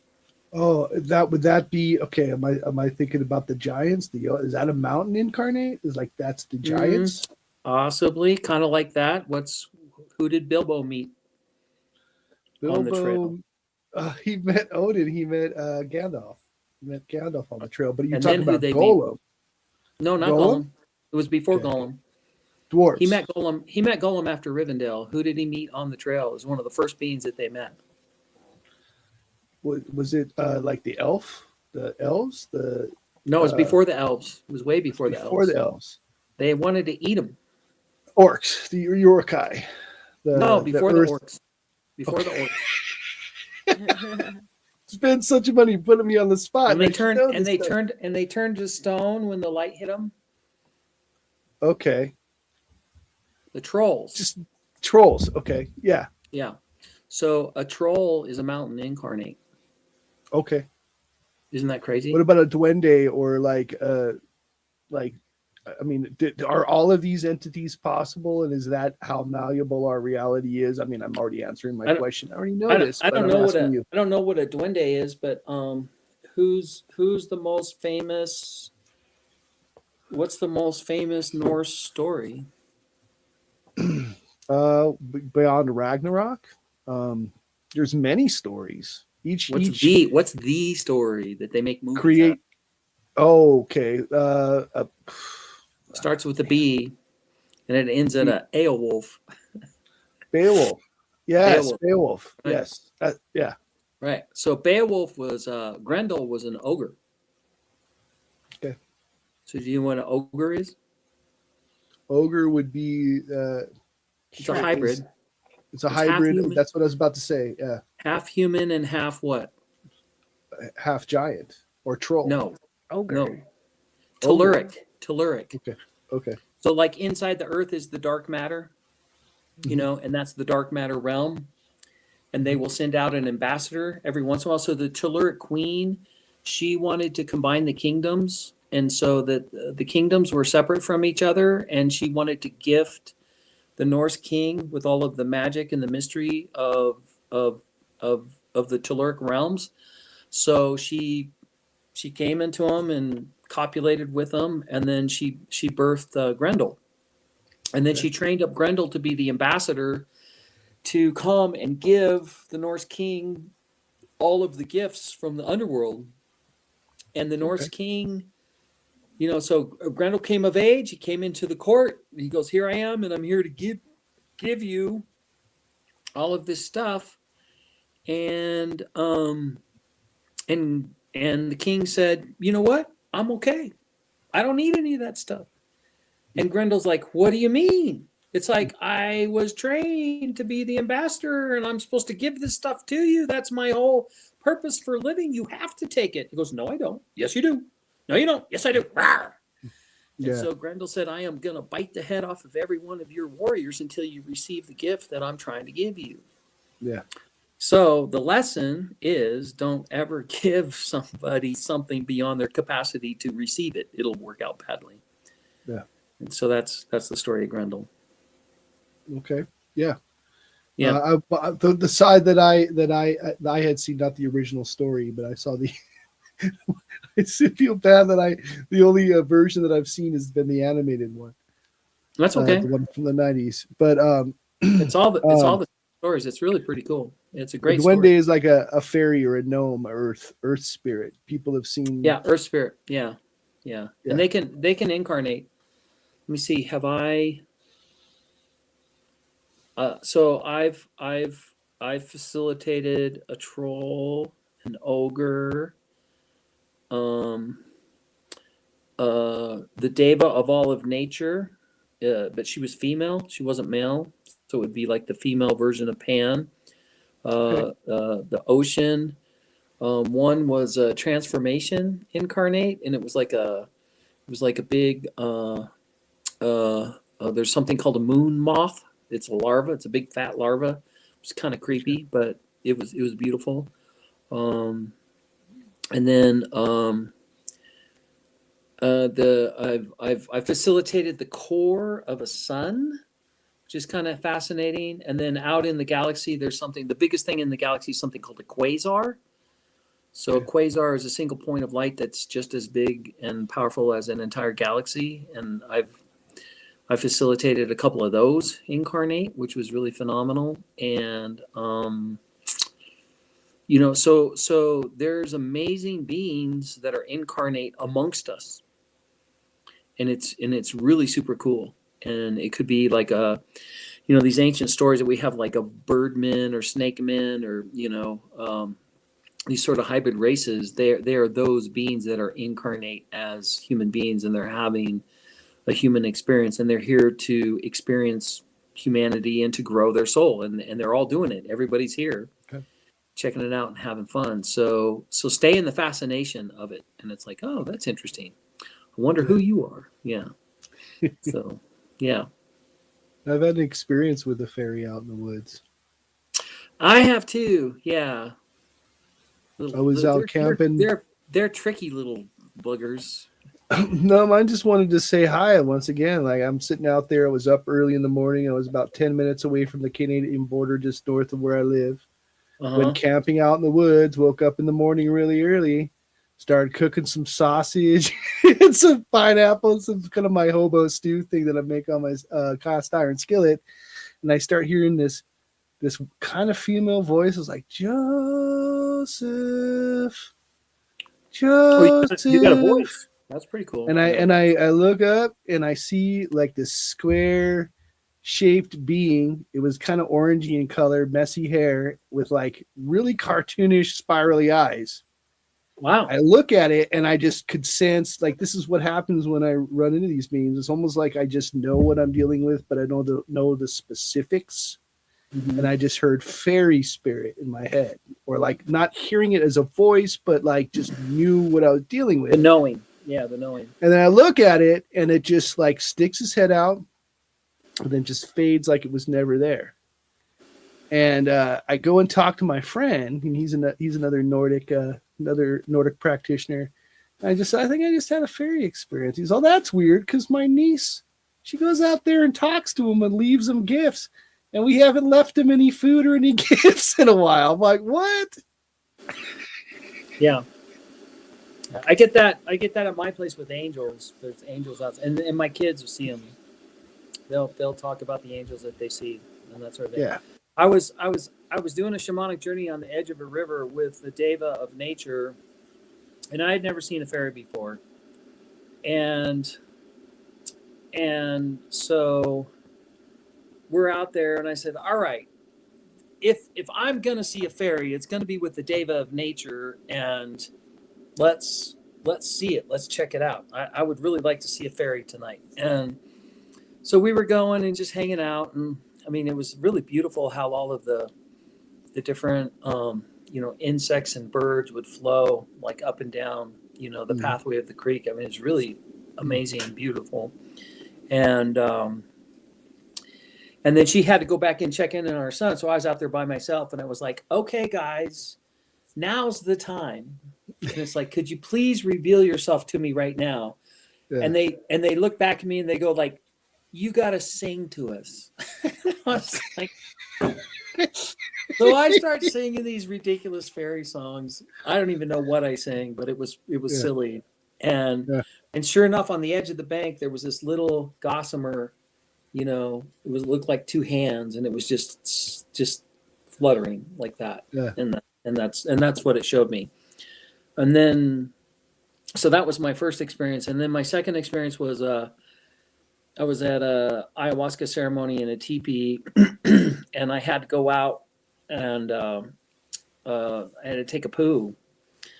And so I'm squatting down, there's a bunch of weeds around and all that other stuff. And they show up, and they're showing me how they work together with like 6 different plants, and they all work together.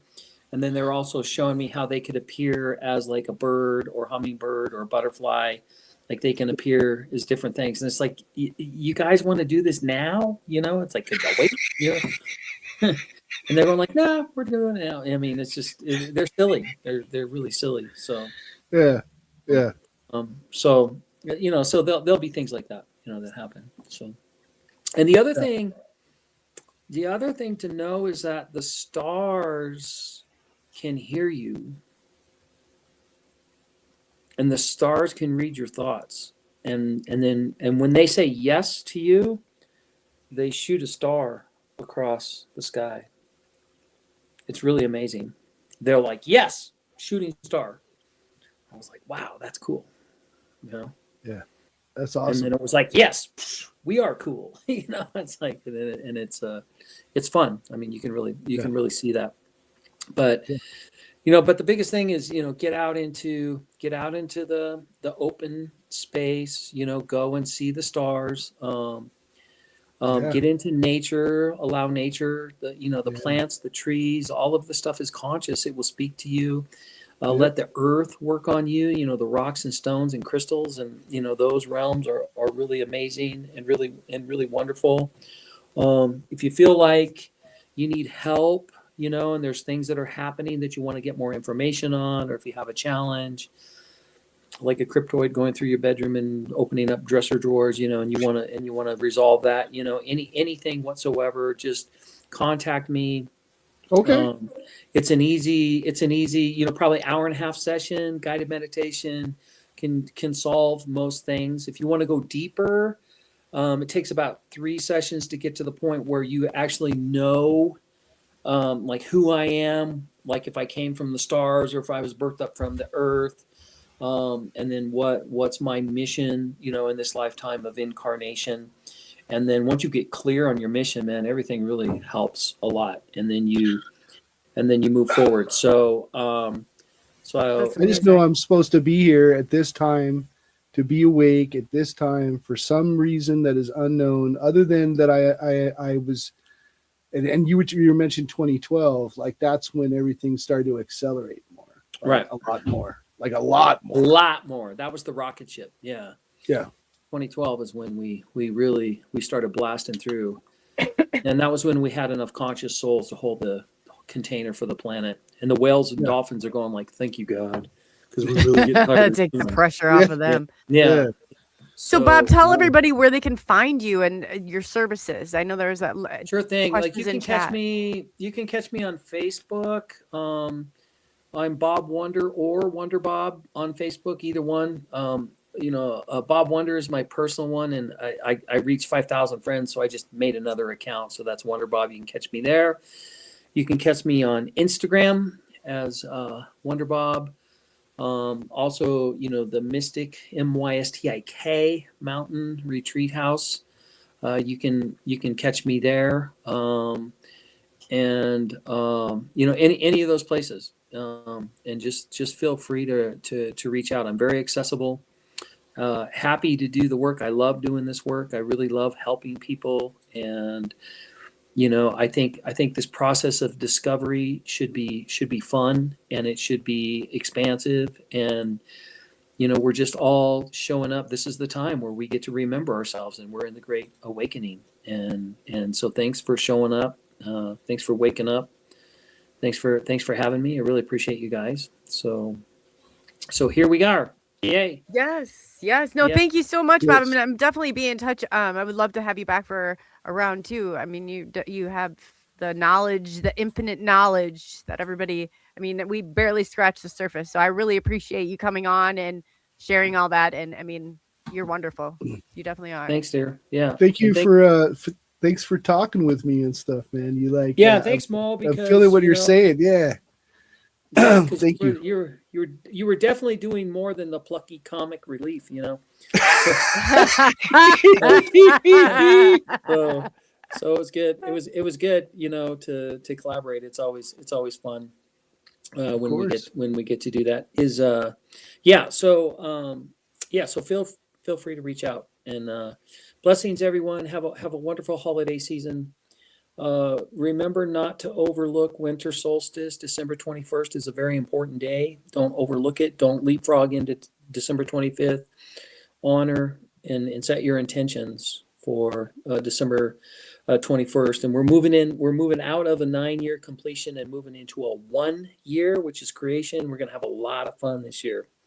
A lot of fun. And it's a horse year, and so things are going to move fast. Woohoo! That's awesome. Yes. Well, thanks again, Bob. Is there anything that you wanted to leave the people with before you kind of went out on a great note, but is there anything you wanted to leave the people with? I always ask.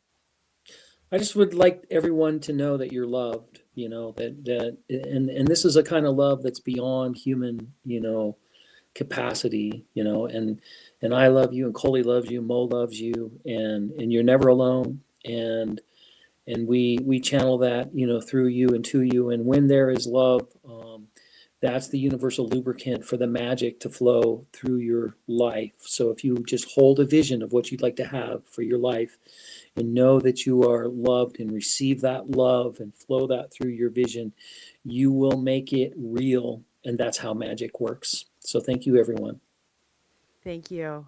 I look forward to talking to you on Facebook, man. I'll try to find you, or I have Coley send me a link. Sounds great. Sure. Okay. Thank you. Yeah, no, Bob is great. I'll definitely. That was great. Mo, yeah, you guys definitely connected. That was pretty cool. That was very cool.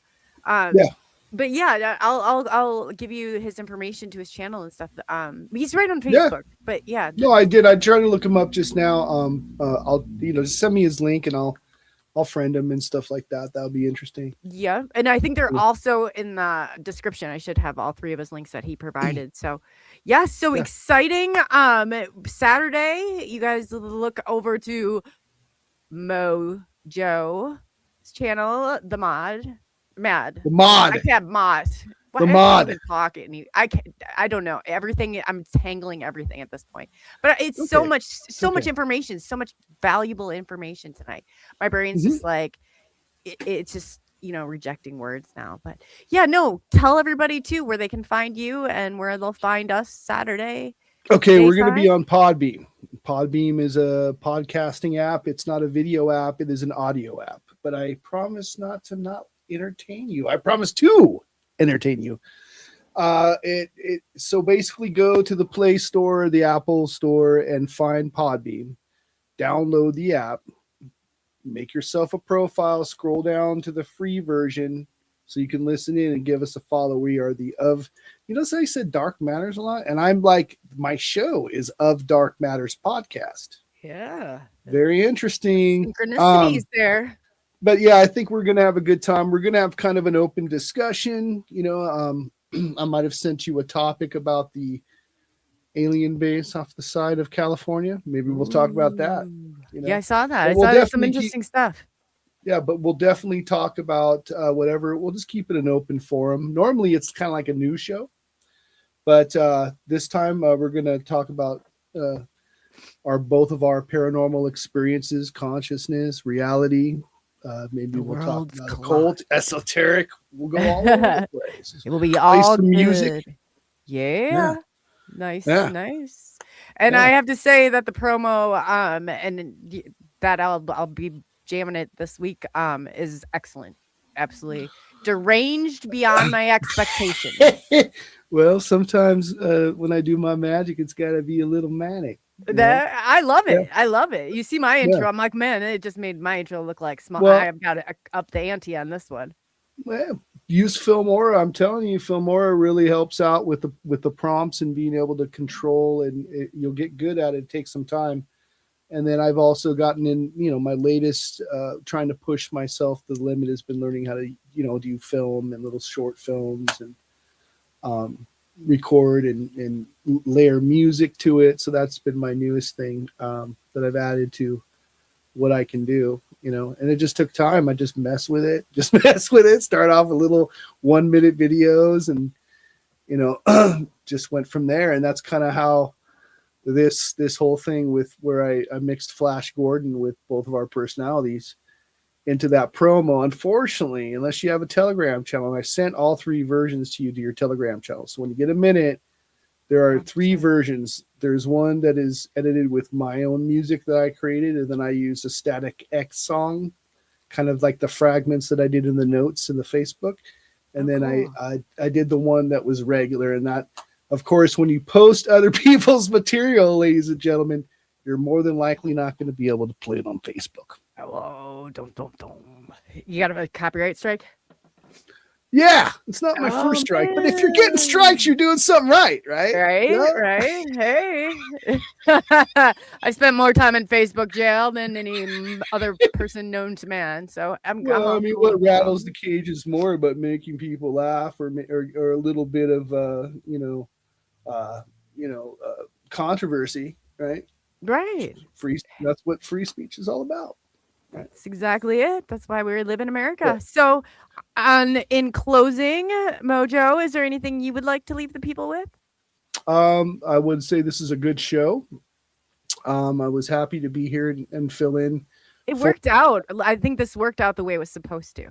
Of course. I really do. At your service, I'm here to help. And we didn't think that Wonder Rob, right? He was going to show up, but he did.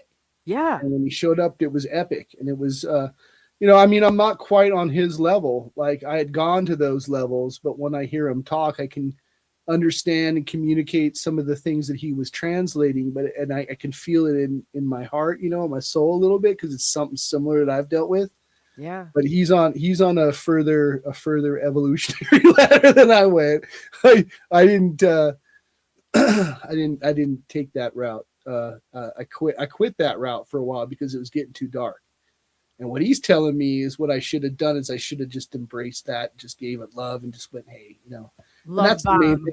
Yeah, love bomb everybody, man. I mean, that's the way it is. You want to be, if infamy and fame of the same coin, but you want to be remembered for your infamy or your love, and magic is love, really good magic, powerful, strong magic is when you present something out of love and show it to everybody else. And that's what you're doing here, right here on SNX Radio. SNX Radio, right here. We are showing you love. I didn't know how to take the love bomb when you guys were love bombing me. So, but well, you guys will make it through it. I promise. Yeah, it's almost like like Street Fighter. I'm like, oh God, here he comes. Yeah. I thought I was gonna die. I didn't know if it was gonna happen, but I made it through. Well, now you got love. You got a love shield around you. You got the love shield. Love shield.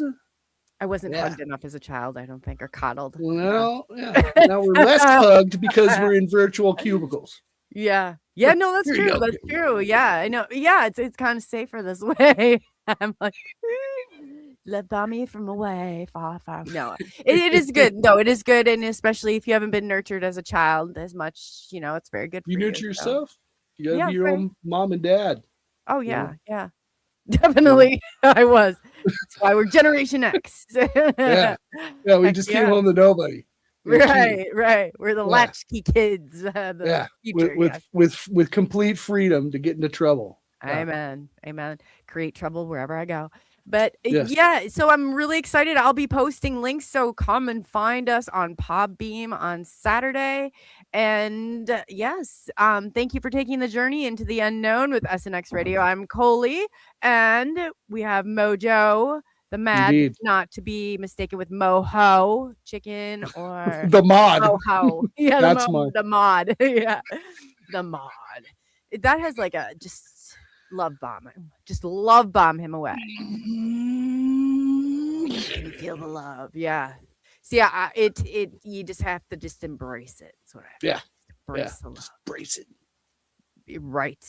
So tomorrow night you can find me. I will be over on Forever Entertainment at MK Invasion, and we have Patrick Cross. You guys don't know Patrick Cross. He lived in a demonic house and had the haunted guitar. He's got some great stories. So Moho Joe, he'd be right up your alley too. All right. Well, I'll try to tune in if I can. That would be great. Oh yeah, but I'm gonna say I could pass him along. Patrick is one of my go-to guys. You would like him. Okay. Yeah. Maybe we can like I said, I'm throwing you leads. You can throw me leads. We'll try to get something going on. Heck yeah, definitely for sure. Oh yeah. Is there anything? I guess did I forget anything other than my name or my jokes? No, we're good, man. We're good. I gotta take off myself. I gotta head to bed here pretty soon. But head to bed, yes, and I'm gonna head there too. So everybody, have a safe week. Good night, and we are out of here. Bye. Almost out of here. Oh yeah, no. SNX Radio invites you to unravel the mysteries of the cosmos with us as we dive into UFOs, cryptids, and everything otherworldly. As we navigate the night, we investigate the unknowns that spark our curiosity and challenge our understanding of reality.